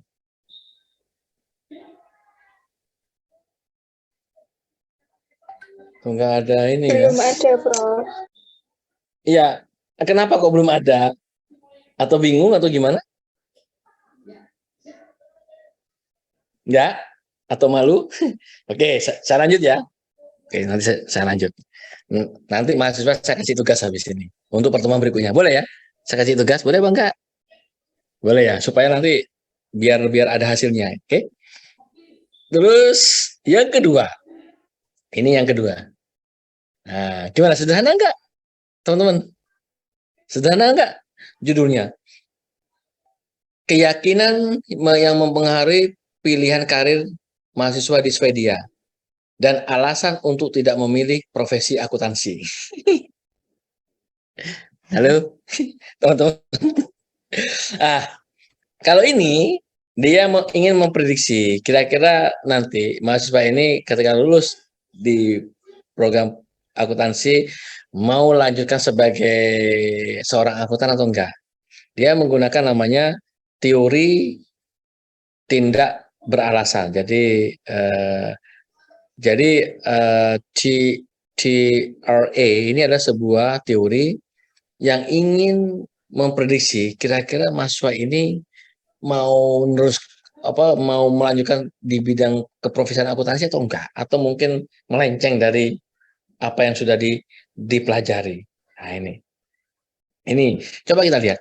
Dia menggunakan teori TRA. Terus untuk apa? Untuk mengkaji keyakinan mahasiswa yang mempengaruhi sikap dan norma subjektif. Norma subjektif itu dia misalnya udahlah saya nggak mau di bidang akuntansi soalnya apa ribet ini harus ada ini. Wah, itu namanya norma subjektif ya. Sehingga mempengaruhi mereka tidak memilih profesi akuntansi di Swedia. Hanya dia menggunakan apa? Toolsnya atau instrumennya dia menggunakan angket. Angket kepada apa? Mahasiswa semester tahun pertama dan tahun kedua. Berarti semester 1 sampai semester 4. Terus sampelnya itu 228. Kenapa? Karena angket, teman. Jadi Anda pakai survei gitu. Jadi kalau mahasiswa anak S1, kalau Anda yakin betul-betul gampang mendapatkan akses, silakan Anda survei. Misalnya saya ingin melakukan survei, saya ya, boleh nggak saya memprediksi ke siswa, apakah Anda ketika Anda memilih jurusan akuntansi di SMK, mau melanjutkan nggak S1-nya di akuntansi atau pendidikan akuntansi? Itu asik loh, teman-teman. Boleh, silakan. Mantap itu. Belum ada yang neliti itu. Halo, teman-teman. Jadi bagaimana memprediksi apakah siswa SMK ingin memilih jurusan yang sama di SMK-nya. Mereka mau melanjutkan ke akuntansi murni atau ke pendidikan akuntansi. Itu asik loh. Gimana dari sini, teman-teman? Mungkin kalau ini Prof, memilih menjadi guru atau karirnya itu apakah lanjut untuk menjadi guru atau tidak, kayak gitu bisa juga ya. Teman-teman sendiri boleh neliti teman-teman kamu. Teman-teman misalnya, boleh nggak aku teliti kamu? Teliti apa? Nah, boleh nggak saya wawancara? Apakah kamu nanti setelah lulus S1 mau jadi guru di mana? Enggak, maaf ini. Kenapa? Itu bisa nggak Binti? Bisa. Teman-teman. Halo? Ya, Prof. Tes? Ya. Sehingga nanti hasil penelitian ini bisa untuk apa? Untuk evaluasi diri program studi. Sehingga program studi itu dibantu dengan penelitian yang semacam ini. Gimana dari sini? Ya? Teman-teman? Ya? Silakan. Siap. Ada lagi? Dapat inspirasi atau belum dapat inspirasi? Harusnya dapat itu, Prof. Dapat, Prof. Ini dapat ya? Dapat ya. Nanti tak kasih tugas habis ini untuk mahasiswa ini. Terus mahasiswa nanti belajar teori sedikit. Jadi kalau Anda ya meskipun mahasiswa S1 ya jangan terlalu banyak belajar teori yang terlalu detail, ya belajar teori yang praktis. Mulai dibiasakan ya, karena kan nanti Anda namanya melakukan sebuah penelitian tidak lepas dari kerangka teori nanti ya. Belajar, tapi kerangka teori anak S1, S2, S3 beda. Kalau kerangkanya kerangka teorinya untuk anak S1 cukup yang sifatnya praktis saja. Nggak perlu yang sifatnya historis ya. Nggak perlu, itu S3 ya. Ya, ini saran saya ya. Itu ya adik-adik ya, untuk adik-adik mahasiswa semester 4 dan semester 5 dan semester 7. Ini topik yang ini kalau saya masih isu riset yang sangat-sangat relevan di bidang pendidikan akuntansi. Terus berikutnya, ini kalau Anda suka desain pembelajaran. Nah ini, bagaimana menerapkan desain kelas flipped di modul akuntansi manajemen atau biaya di konteks Afrika Selatan pedesaan. Ini adalah tujuan penelitian ini adalah mengevaluasi apakah desain kelas flipped bermanfaat bagi mahasiswa yang belajar di kampus pedesaan. Dia menggunakan desain penelitian tindakan 3 tahun. Untuk digunakan adalah untuk mengevaluasi preferensi pembelajar dan performansi akademik mahasiswa. Oh, penelitian tindakan. Ya. Jadi mungkin kalau teman-teman setuju nanti di sesi berikutnya saya akan jelaskan desain-desain riset untuk adik-adik S1 pendidikan akuntansi mana yang pas untuk Anda. Boleh ya? Halo? Boleh apa enggak? Mungkin Boleh, Prof. panitia? Boleh ya nanti? Boleh. Nanti saya nanti bisa banyak inspirasi di sana. Terus, jadi adik-adikku, mahasiswa, nanti kalau Anda berselancar ya, ini kalau Anda, pokoknya penerbit yang bagus sama jadi standar internasional ini, adik-adikku. Ini yang, tapi jurnal-jurnal akuntansi, teman-teman, jurnal-jurnal akuntansi ya, itu banyak di Taylor & Francis, terus banyak di Elsevier, terus banyak di Emerald. Ini yang di pendidikan di akuntansi atau pendidikan akuntansi. Ada beberapa di jurnal di John Wiley sama Sons, beberapa di Springer atau Sage. Ini yang ini. Tapi untuk UNS, ini UNS sendiri, UNS berlangganan ini di Elsevier. Silakan mahasiswa S1 bisa mengakses gratis ini di database ini. Ini UNS berlangganan ini. Ya. Terus ini. Jadi untuk mahasiswa, saran saya ya, ketika Anda menulis sebuah tugas akhir atau manuskrip, tolong ya nanti nyarinya di database ini ya. Nyarinya di database ini. Nah, habis ini kita akan praktek bagaimana berselancar. Berselancar, cari topik yang nantinya, wah nanti saya ingin berselancar topik yang pas untuk tugas akhir saya. Saya ingin berselancar bagaimana topik untuk publikasi saya nanti. Ini teman-teman di database yang saya sarankan. Kita akan belajar berselancar, boleh ya? Boleh apa enggak ini? Iya, Prof. Jadi kan kita kan tadi keterampilan dasar itu apa? Navigasi atau berselancar. Oke ya. Salah satu database yang banyak di bidang akuntansi adalah ini, database Taylor & Francis online. Ini paling banyak. Coba kita lihat ya. Kita tengok. Tapi sebelum saya ini, teman-teman, sebelum saya eksplorasi, teman-teman, saya akan tunjukkan sesuatu. Ini adalah jurnal pendidikan akuntansi yang sangat-sangat bagus ini, teman-teman. Nah, kalau kita lihat, ini salah satu cara bagaimana topik-topik apa sih, isu-isu apa yang beredar di dunia pendidikan akuntansi. Dulu ketika saya mahasiswa, adik-adik, ini dulu ya, ketika saya jadi mahasiswa, saya selalu misalnya ketika itu tahun 99 saya artinya mulai menyusun nih tahun 99 ya. Ada di mahasiswa ini kira-kira tahun 99 ada di mana? Halo? Belum ada, Prof. Belum ada, Prof. Di awang-awang. Waduh ini ya, belum ada ya. Ternyata khususnya kita ini cukup senior ini kayaknya. Ya, tahun 99 saya bersusi. Terus teman-teman, tahu nggak ketika tahun 99 kan masih belum ada internet yang canggih ya, khususnya belum ada, masih Belum. cetak yang banyak lah. Bayangkan saya dulu saya ketika mengeksekusi skripsi saya harus ke perpustakaan satu dengan yang lainnya ya kan.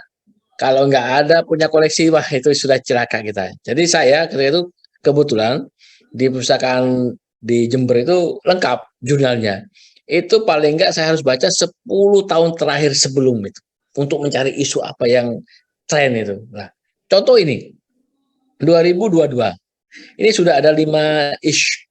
Ini misalnya contoh isu yang kelima ini. Coba kita lihat apa ini. Wow, tentang pengembangan peta kompetensi. Kompetensi. Terus ada lagi bagaimana ini apa support mengajar untuk pendidikan akuntansi terpencil. Terus ada lagi identitas dalam kelas transnasional, ini untuk ini biasanya untuk kelas internasional ini. Terus ini tekanan dan respon lembaga terhadap pengantar pelaporan integritas terhadap kurikulum akuntansi kasus Universitas di Sri Lanka. Tapi Anda enggak kasus di mana? SMK Indonesia. Terus ini desain kelas flip yang tadi saya contohkan. Coba ini apa ini, teman-teman?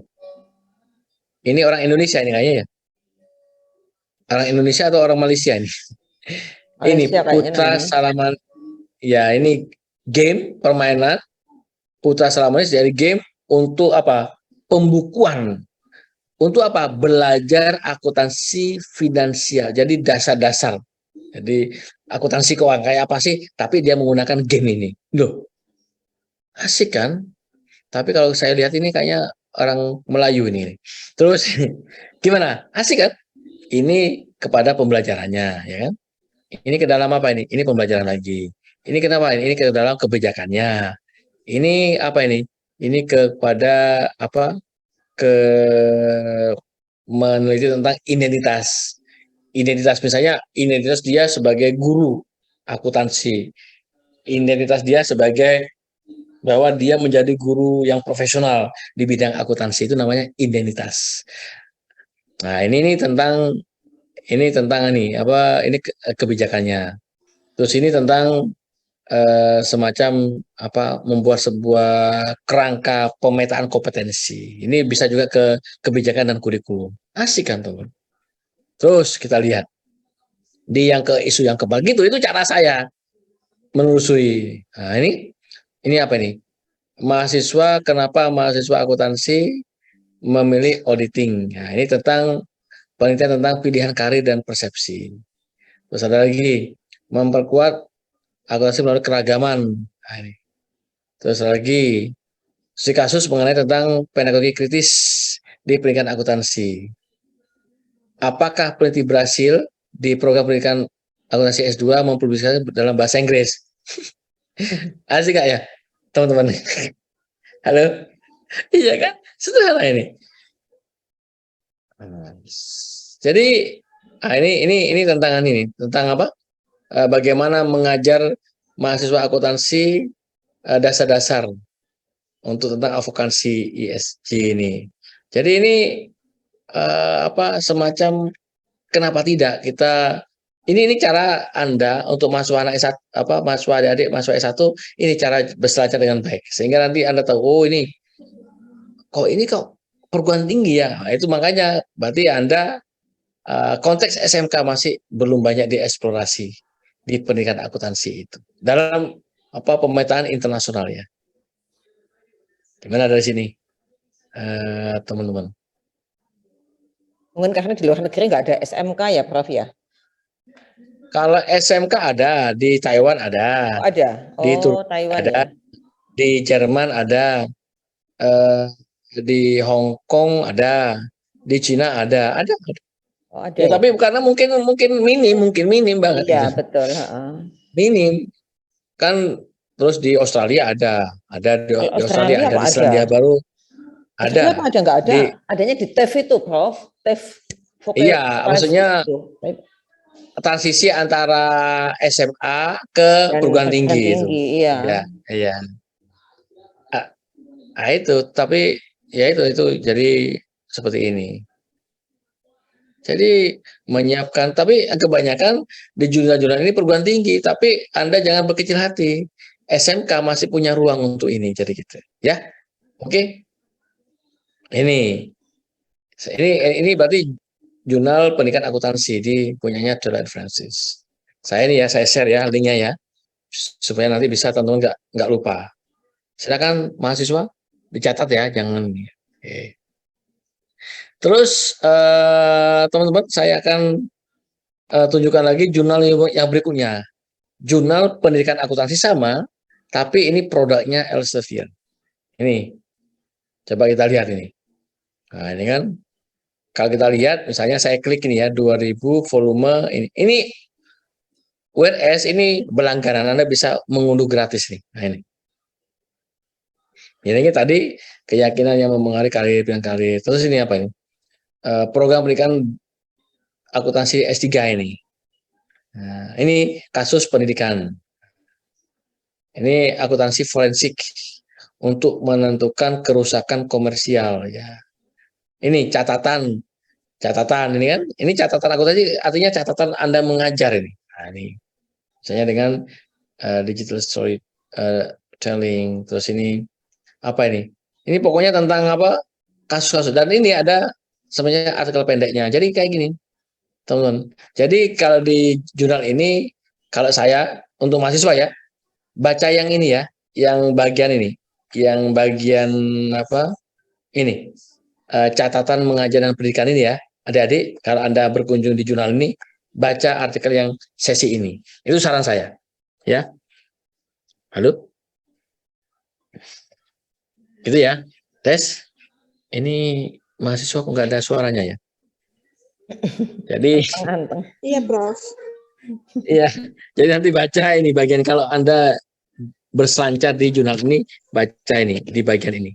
Karena ini untuk masuk S1 sangat bisa menjadi sumber inspirasi nanti, ya. Oke, saya akan share link lagi supaya nanti bisa ini. Oke.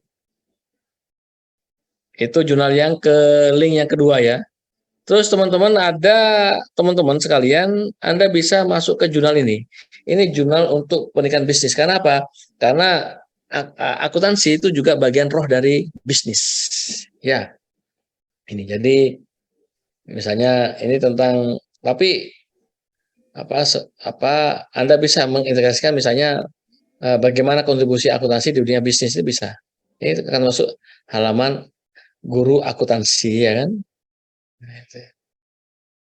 Ini teman-teman, ini semacam jurnal untuk pendidikan akuntansi. Ini bisa, misalnya Mbak Susi mau mempublikasikan artikel, bisa masuk di jurnal ini, ya. Ini jurnal yang ketiga. Terus teman-teman, saya akan berbagi lagi nama jurnal, yaitu jurnal ini. Jurnal tentang perspektif kritis mengenai akuntansi. Nah ini. Jadi sebuah pendekatan kritis mengenai melihat sebuah fenomena akuntansi di mana di sini skupnya jurnal ini adalah ini kajian tentang ekonomi politik, terus peran akuntansi keuangan dalam misalnya formasi kapital internasional, peran akuntansi manajerial, atau mungkin misalnya peran historis akuntansi sendiri.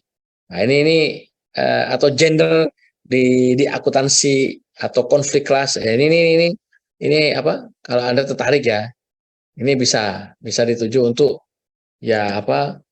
Kalau Anda tertarik isu-isu yang kritis di bidang akuntansi. Jadi itu.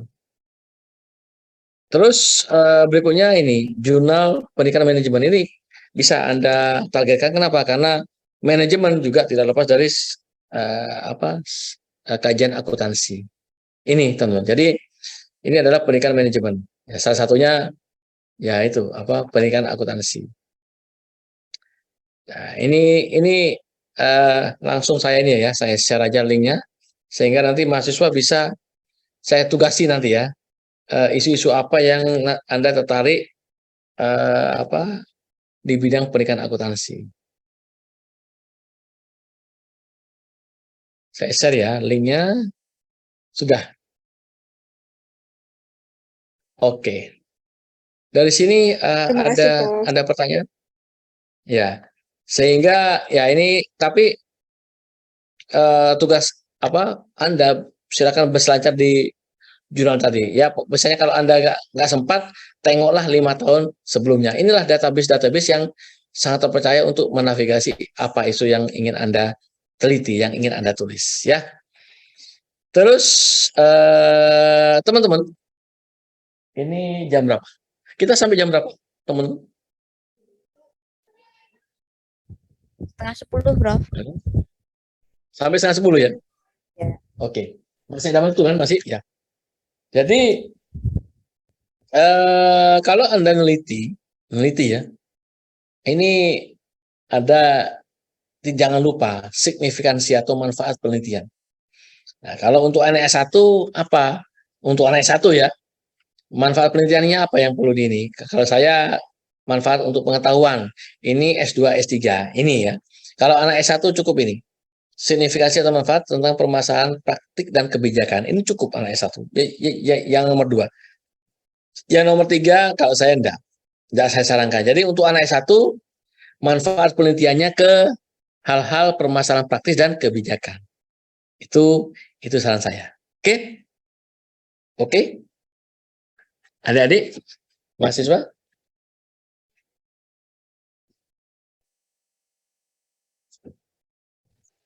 Oke, Selama ini itu ya, Prof ya. Prof. Selama ini itu kalau di skripsi itu kan biasanya manfaat teoritis dan manfaat praktis kayak gitu itu, Prof. Teoritis nggak mungkin anak S1 itu. Nggak mungkin deh. Nggak Jadi mungkin. hanya manfaat praktis gitu atau Nomor 2 aja sudah cukup itu anak S1 ya. Nggak mungkin mereka iya. kontribusi Kalau teoritis. dipikir ya nggak mungkin juga sih, Prof. Gimana, Mbak? Kalau secara logika memang ya nggak mungkin juga kalau Nggak mungkin. Nggak mungkin. Karena itu perlu luar biasa itu. Iya. Harus bacanya harus untuk saya bukan ini ya mendapatkan anak S1, cukup yang nomor 2 itu sudah cukup sih. Ya. Nah, jadi memang harus ini harus dibedakan antara S1, S2 dan S3 ya. Disitulah ya, teman-teman. Nah, ini versinya dari Marshall sama Rosman. Nah, ini. Tetapi dalam perjalanan saya membimbing mahasiswa S3, S2 dan S1 bahkan dosen sendiri, kalau saya menggunakan istilah kontribusi penelitian. Ada yang mengatakan manfaat atau signifikan. Kalau saya menggunakan istilah kontribusi penelitian. Nah, yang jelas kalau saya secara pribadi anak S1 itu kontribusi empiris boleh, kontribusi metodologi boleh, kontribusi praktis sangat disarankan, kontribusi kontekstual sangat disarankan, kontribusi kebijakan oke. Tuh ya. Jadi ada batasan-batasannya. Itu teman-teman.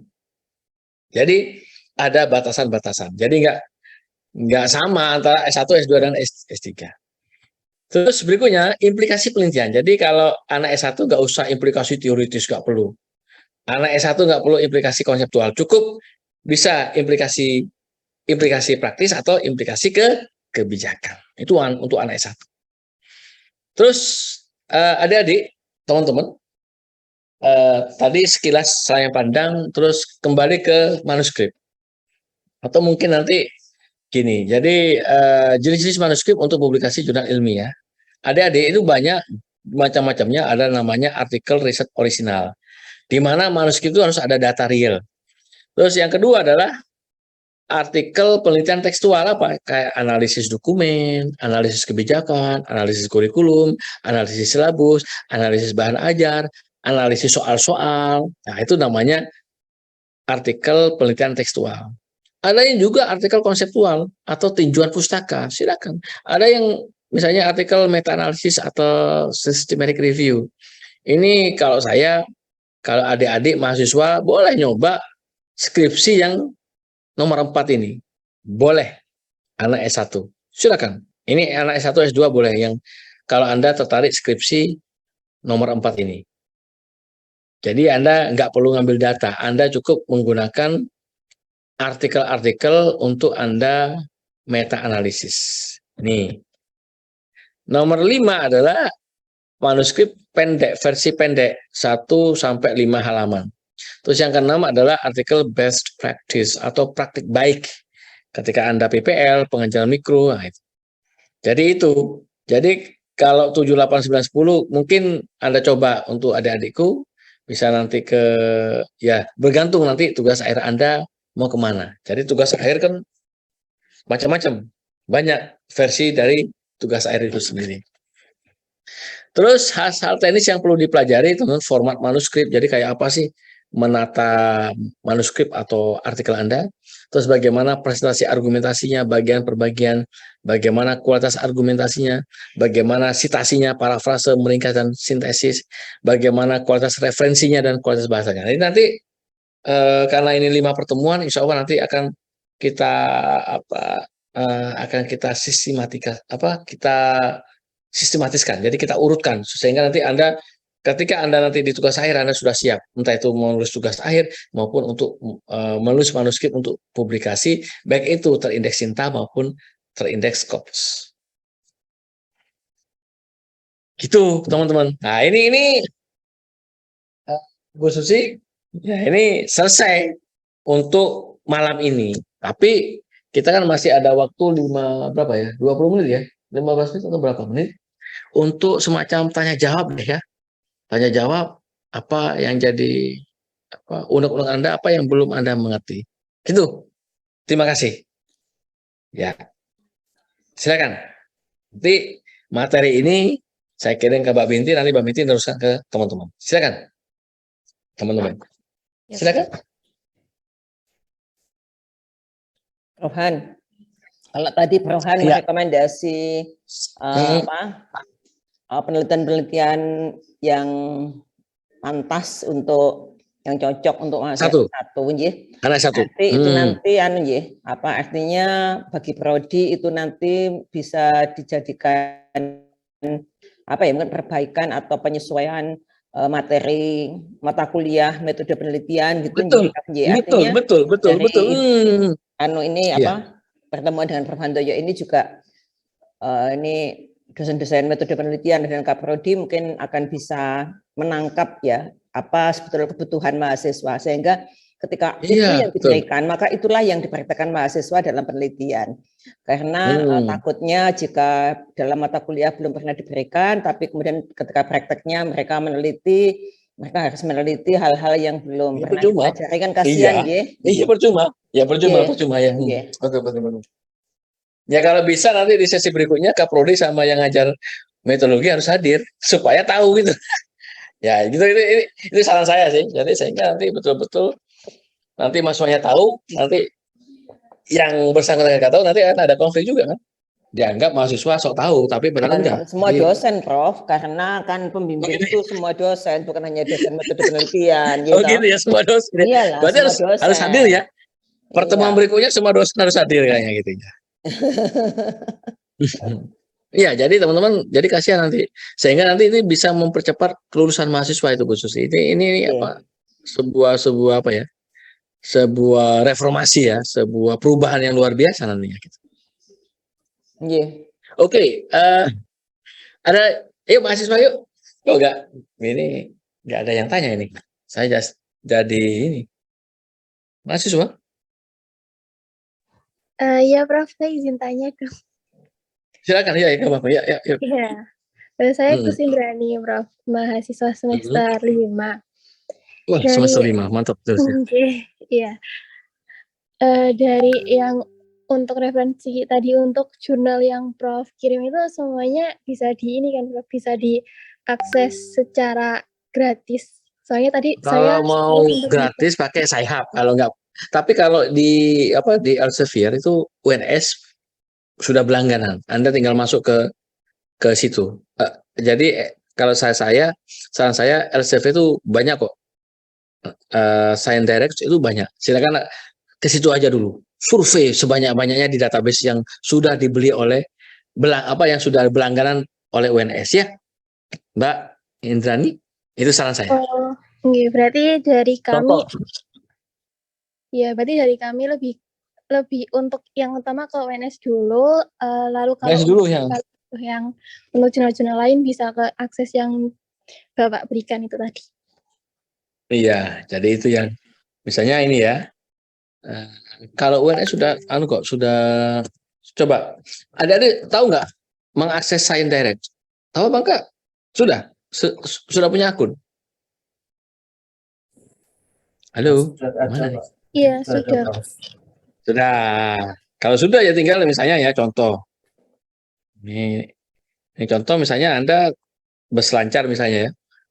Saya ingin misalnya menggunakan kata kunci misalnya accounting teachers misalnya. Kira-kira isunya apa yang ada dengan kata kunci ini? Kita lihat ya. Nah ini tentang muatan kerja yang tinggi ini. Terus ini kita lihat ya. Memang apa? Nah, ini tentang accounting untuk pergerakan antara kelas Ibu interpretasi. Ini accounting untuk tetapi kalau misalnya nggak banyak misalnya ini kok sedikit.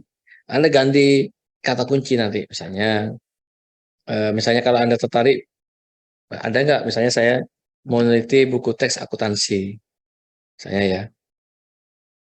Nah ini ada kan. Bagaimana perspektif profesor akuntansi di Amerika terhadap referensi buku akuntansi. Terus dia analisis moda ideologi di buku teks akuntansi. Nah, ini kalau Anda tertarik pada buku teks akuntansi ya. Bagaimana persepsi dosen penekanannya diberikan pada stakeholders yang berbeda di pengantar buku pengantar akuntansi. Nah ini teman-teman kalau Anda tertarik buku teks akuntansi ya. Itu sih. Jadi Anda harus berselancar dengan kata kunci yang pas. Kalau enggak ya Anda tidak akan menemukan apa yang ingin Anda temukan. Gitu teman-teman di situ. Itu Mbak Indrani ya. Oke, Terus yang makasih. lainnya yuk. Ya, yang lainnya silakan. Prof izin bertanya, Prof. Ya, silakan. Tadi Prof Handaya menyebutkan Sci-Hub, itu tidak apa-apa ya, Prof, memperkenalkan Sci-Hub pada mahasiswa ya, Prof? Oh, nggak apa-apa. Malah Nggak membantu apa-apa ya? mahasiswa. Saya Nggak kemarin masalah. waktu itu tidak berani memperkenalkan itu. Nggak apa-apa aja, Prof J. Ya, nggak masalah. Toh itu kan apa ya? Membantu lah itu. Oke. Terima kasih, Prof. Ya memang itu cara-cara ilegal, tapi kan kita nggak memperjualbelikan lagi kan. Itu kan untuk ilmu ya. Kalau Iya, saya nggak masalah. setuju, Prof. Nggak Terima kasih, masalah. Prof. Diajari Terima kasih. mahasiswa ya. Iya, nggak masalah. Kecuali kita dari saham kita jual lagi, itu ya nggak boleh. Iya, Prof. Ya. Tapi kalau untuk diri sendiri, untuk ilmu, untuk ya supaya mahasiswa bisa punya akses pengetahuan, kenapa tidak? Gitu. Nggak dosa kok. Ya kan? Yang dosa itu jual lagi itu. Iya kan? Iya, terima kasih, Prof. Oke, ada lagi? Yuk. Ayo mahasiswa. Yang lainnya yuk. Tanya. Izin bertanya, Prof. Ya. Saya mahasiswa semester 5, jujur masih buta mengenai teori-teorinya ini, Prof. Mungkin ada. Ya jelas lah ya. Ya memang gini. Ya untuk mahasiswa saya nggak tahu untuk di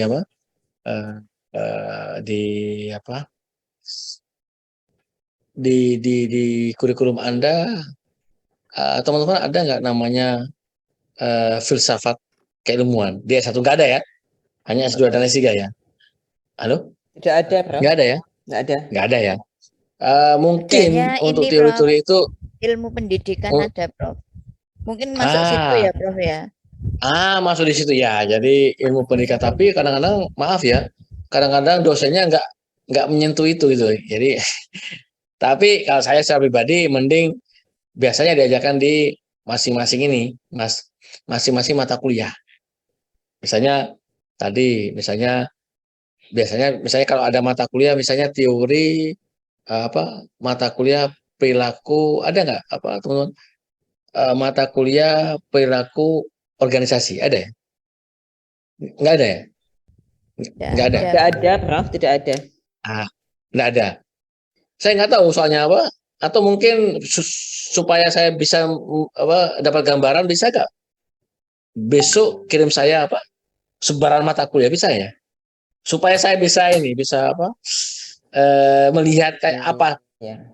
penekanan di kurikulum di program pendidikan akuntansi di UNS ini ya. Oke? Itu akan lebih membantu saya untuk ini yang dibutuhkan. Boleh ya? Nanti dikirim ke saya. Jadi ya memang Mas, untuk teori-teori Anda harus bisa, yang pertama teori pendidikan harus menguasai. Yang kedua adalah teori-teori di akuntansi. Tapi kebanyakan kalau kita meneliti fenomena pendidikan, yang kita ke pendidikan itu, pendidikan apa namanya? Pendidikan teori-teori atau di ilmu pendidikan. Itu. Ada lagi ya? Berarti untuk sementara ini lebih baik untuk memperbanyak berselancar dari jurnal-jurnal yang tadi Prof sebutkan. Iya, jangan ya, biasakan yang kelas internasional. Kalau misalnya you tidak bisa bahasa Inggris, gunakan Google Translate. Tidak masalah. Ya, oke? Tidak masalah. Oke. Ada lagi? Silakan. Ayo, ini kita masih ada waktu kok. Silakan. Atau mungkin yang semester 7 sebenarnya apa yang ingin Anda tulis? Silakan. Anda boleh konsultasi apa yang ingin Anda tulis, apa yang ingin Anda teliti, boleh. Silakan, mungkin Mbak Susi bisa nggak saya dibantu supaya Mas Wahid ngomong satu-satu ini. saya iya, ngomong satu-satu. Saya gini, Bu Susi ini terus terang ya. Kalau ngajar contoh, saya kan tahun berapa itu? 2008 ngajar di Amerika. Kok aktif itu loh. Mahasiswanya tuh cerewet itu. Wah, ini Betul. kewalahan nih saya nih. Betul. Halo. Ini kok nggak ada yang saya pingin Anda itu mahasiswa itu cerewet itu. Tanya, apa kalau dalam bahasa apa? Bahasa Jawanya apa? Kenyeh ya. Pokoknya lu tanya sebanyak-banyaknya itu harapan saya sih. Tolong ya, nanti di pertemuan berikutnya harus aktif lagi ya. Harus aktif. Mungkin ini, Prof. Kalau jurusan akuntansi itu kan anak-anaknya memang karakteristiknya sering dihadapkan angka itu, Prof. Jadi serius-serius, terus kebanyakan pendiam. Lah, enggak bol. Iya kan enggak begitu. Seorang akuntansi kan juga sebagai humas juga kan. Harus ini ya, gimana dia mau mengkomunikasikan. Gimana yuk? Yuk. Bertanya, Prof. Ya, silakan. Jadi saya semester 5 ini bertanya, kemarin juga udah dikasih teks mentor oleh mahasiswa dari sendiri gitu. Apakah ada standar minimal? Kan kita juga mengacu ke teks mentor itu. Standar minimal agar kita itu tidak plagiarisme gitu, Prof. Itu standar minimalnya Menulis apa? itu harus plagiat. Halo? Tes? Semisal kayak ganti jadi dari mahasiswa ke SMK gitu. Menulis itu harus plagiat. Jadi seorang penulis hebat itu orang-orang yang sudah melakukan sebuah plagiat. Halo? Mana Ya, nih? Prof. Kok nggak ada? Iya. Jadi ketika Anda nulis, Anda takut plagiat, itu salah. Gitu ya. Jadi ya makanya kan tadi saya jelaskan itu konteksnya di perguruan tinggi, lalu Anda adopsi di SMK, enggak masalah. Jadi kenapa? Definisi plagiat itu, teman-teman, kalau plagiat ya, kalau Anda misalnya ngopi pasti terus nggak ada, itu namanya plagiat. Tetapi kalau Anda, kan saya bilang, kalau Anda memparafrase dengan baik dan betul-betul citasinya benar, itu insya Allah Anda akan terjebak dengan praktik plagiat. Gitu, Mbak Naya ya. Makanya nanti Terima kasih. di Oh ya, Prof. di program berikutnya saya akan bicara teknik menulis secara praktis. Tapi sebelumnya di pertemuan berikutnya saya akan jelaskan tentang riset-riset yang mungkin yang bisa Anda lakukan untuk untuk ya Anda sebagai mahasiswa S1 sehingga betul-betul selesai sesuai dengan waktunya ya. Jadi pertemuan Prof, berikutnya satu adalah lagi, Prof. ya. Ini apakah judul itu mempengaruhi bahwa penelitian kita itu kualitatif sama kuantitatif? Karena ada yang Anda mengatakan jangan bicara kuali dan kuanti dulu. Jangan bicara itu, ya. Halo, Mbak oh Naya, ya, Prof. Mbak Susi, jangan bicara kuanti-kuali dulu. Tinggalkan itu dulu, tinggalkan. Ya. Jadi ya ini mungkin Anda mahasiswa ini kuanti-kuali, jangan dulu itu, jangan. Yang penting Anda mau meneliti apa dulu itu dulu. Iya. Perkara Anda nanti mau pendekatan kuanti-kuali itu belakangan dulu. Ya, belakangan dulu. Jadi ya mungkin mahasiswa ini takut itu, Bu Susi ya, takut. Tapi secara pribadi makanya saya akan jelaskan besok desain-desain riset yang cocok untuk anak S1. Khususnya mahasiswa pendidikan secara umum dan secara khusus pendidikan akuntansi ya. Tuh. Oke, besok pertemuan berikutnya. Insya Allah cukup lah untuk saya jelaskan di pertemuan berikutnya sekilas tentang desain penelitian yang cocok untuk anak S1. Oke? Ada lagi? Ya sudah, Prof. Makasih banyak, Prof. Oke. Cocok untuk Ada S1 lagi, dan Tom? cocok untuk dosennya juga ya, Prof. Iya, yang mudah di satu anak S1 yang dan di mana dosennya mudah membimbing dan biar cepat lulus ya. Dan kalau bisa ya bisa diterbitkan di jurnal Sinta atau Scopus gitu ya. Ya. Ada lagi. Ada lagi permintaan teman-teman? Ya, jadi memang sengaja Pak Binti saya nggak langsung bicara desain penelitian, enggak.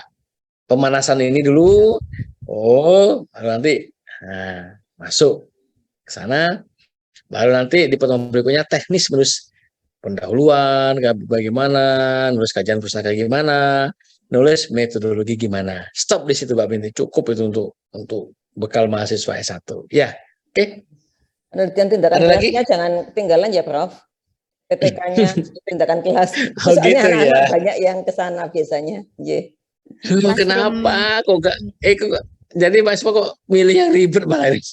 Oke, ya nanti kita banyak pilihan-pilihan nanti gitu Mbak Susi ya. Yeah. Oke. Iya. Ada lagi? Ini masih ada waktu ini teman-teman, masih ada waktu masih. Silakan. 6 menit. Mungkin dari perspektif dosen untuk apa ini kan program ini saya nggak tahu. Jadi harapannya apa nanti ke depannya sampai pertemuan keberapa ya? Pertemuan kelima ya, Mbak Miti ya? Ya, Prof. Sebenarnya ini, Ya. Prof, biar dosennya itu terbuka agar praktek-praktek di kelas yang dilaksanakan dosen itu bisa ditampung atau ditulis menjadi sebuah artikel kayak gitu, Prof. Jadi ide-ide yang bisa itu. Ya termasuk apa yang diteliti oleh mahasiswa di SMK bisa digunakan juga kan gitu ya. Iya. Bisa digunakan untuk dosennya gitu, Prof. Iya kan bisa kolaborasi kan? Karena di akreditasi sendiri kan ada kolaborasi dosen dan mahasiswa yang ya Bu Susi. Ya, betul nggih. Dosennya meneliti di kampus, anak mahasiswanya meneliti di SMK gitu nggih. Iya, kan asik ya. Payung iya. ya, pakai dipayungi, penelitian payung nggih. Gitu. Ya, ada lagi mungkin? Harapan? Prof, izin tanya lagi. Ya. Ini yang tanya semester 5, mana semester 7 nih Bu Susi? Kok yang tanya semester 5? Ngantuk Ya, kali. ini kayaknya semester 7 harus diwajibkan ini deh. Harus wajib. Kalau enggak, nanti gitu aja nanti ya. Gimana, Mbak? Ini Prof, Ya. yang mengenai pemilihan topik, Prof. Nah, kira-kira topik apa sih, Prof, yang kami tuh jadi memiliki referensi yang banyak gitu. Karena kadang itu ada beberapa mahasiswa yang, oh sudah mantap judul ini, ternyata minim referensi mengenai Nah, kenapa? Karena kamu memilih topik berbasis perasaan. Ya, makanya pilihlah topik berbasis selancar, jangan berbasis oh enaknya ini. Oh, nah itu berbahaya, ya. Oke? Oh iya, oke. Makasih, Prof. Ya sama dengan kita. Aku angan-angan mau masak kare. Tapi ketika kita belanja nggak ada bahan-bahan untuk kare. Gimana coba? Lebih baik belanja dulu. Nah, kira-kira bahan apa yang ada? Itu Anda eksekusi mau masak apa. Gitu loh ya. Itu metafornya begitu. Ya. Izin Ada lagi? bertanya, Prof. Silakan. Ya. Misalkan kita sudah menemukan topik dan jurnal mentor yang kita mau gunakan. Nah, untuk referensi-referensi yang akan kita gunakan, jika kita melihat di jurnal mentor atau menggunakan yang di jurnal mentor itu apakah diperbolehkan, Prof? Boleh. Jadi nanti kalau Anda menggunakan jurnal mentor, paling enggak ambillah 30%. Sisanya update, ya. Oke? Iya, Prof. Baik, terima kasih, Prof. Ya, itu cara tercepat Anda. Jadi lihat teks mentor yang sudah Anda baca, pilihlah referensi utama, terus tambahkan update lagi gitu. Sehingga nanti ya Anda ada sebuah keragaman nanti di sana ya. Ada lagi yuk, Mbak Binti, Win? Ini Mbak Setiawati ini judulnya kemarin udah bagus, Prof. Mbak Setiawati ini. Judulnya udah bagus. Sudah bagus ya apa? Bisa nggak disebutkan Mbak, apa? Mbak? Tapi gimana, Bu? Ya, silahkan. Silakan apa? Judulnya kemarin. Diutarakan, silakan. Ya, silakan. Apa?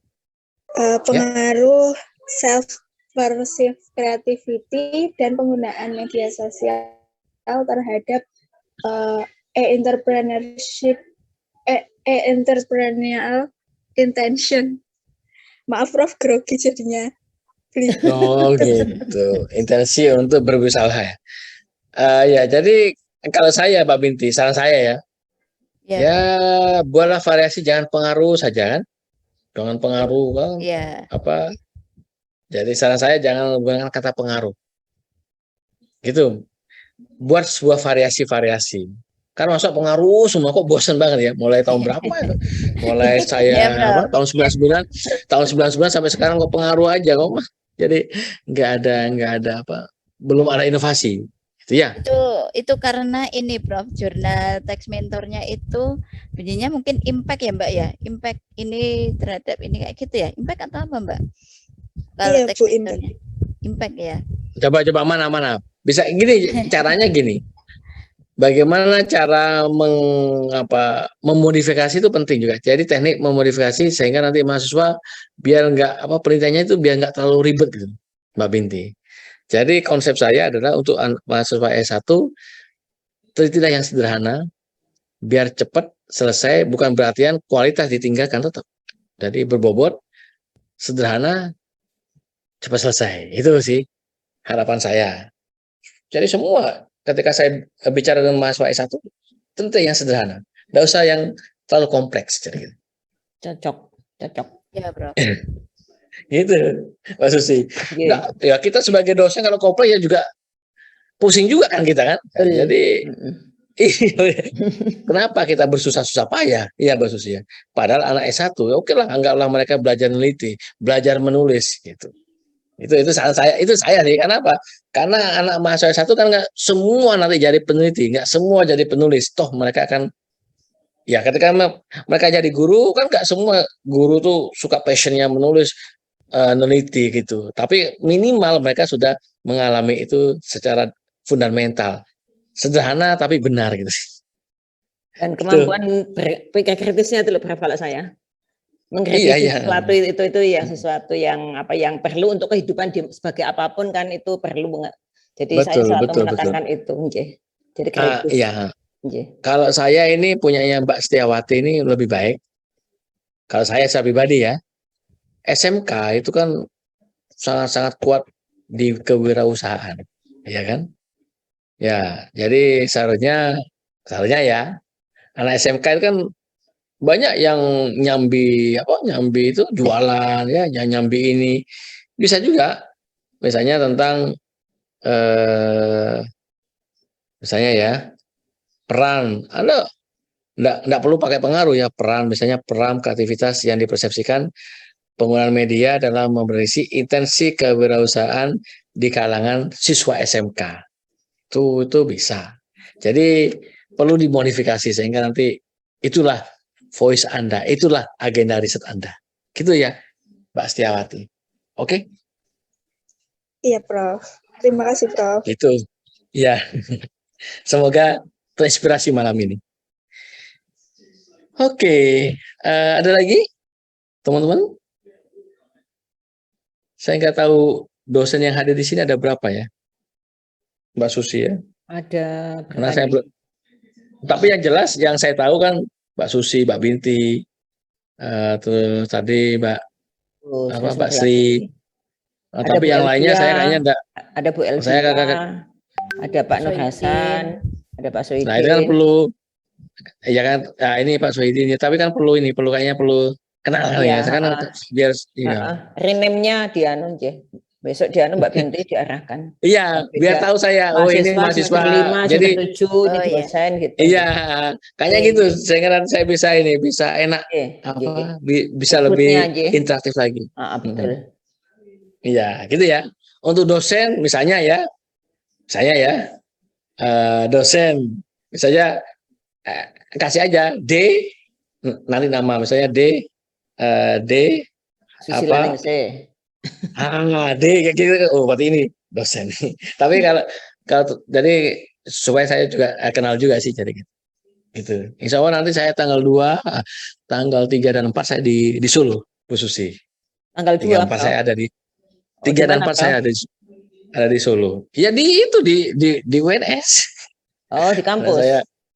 Di kampus saya. Tanggal 3 pagi sama Mbak Arifa, sorenya saya sama dengan mahasiswa, kayaknya di gedung gedung umum Terong itu. Gedung F itu. Terus di tanggal 4-nya saya nguji dulu, terus sorenya sama mahasiswa. Ya pokoknya saya di sekitar kampus itu lah. Oke. Jadi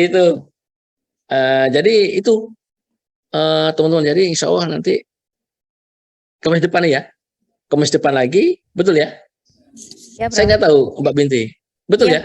Iya, setiap Kamis depan lagi saya akan bicara tentang desain riset untuk anak S1. Itu ya. Oke? Ya, siap, Bro. Yang sederhana, yang artinya apa? Yang 1-3 bulan sudah selesai penelitian Anda.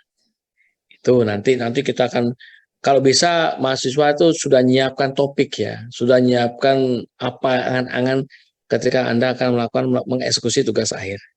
Gitu. Sudah, Bro.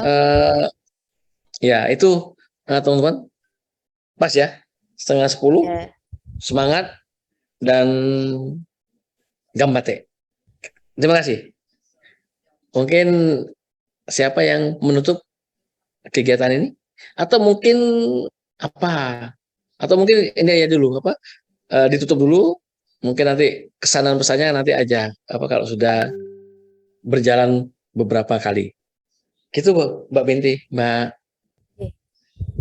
Matur nuwun, Prof. Mbak Sri.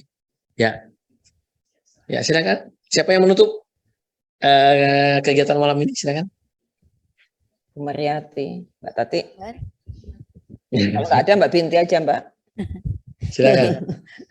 Ya, terima kasih Prof. Handoyo Widodo untuk ilmunya di malam hari ini. Terima kasih juga kepada Bapak Ibu dosen yang sudah menyempatkan atau sudah bergabung di acara workshop pada malam hari ini, dan mahasiswa semua yang ini ya masih ini, semoga nanti ke depan tolong disiapkan kurang itu ya. aktif.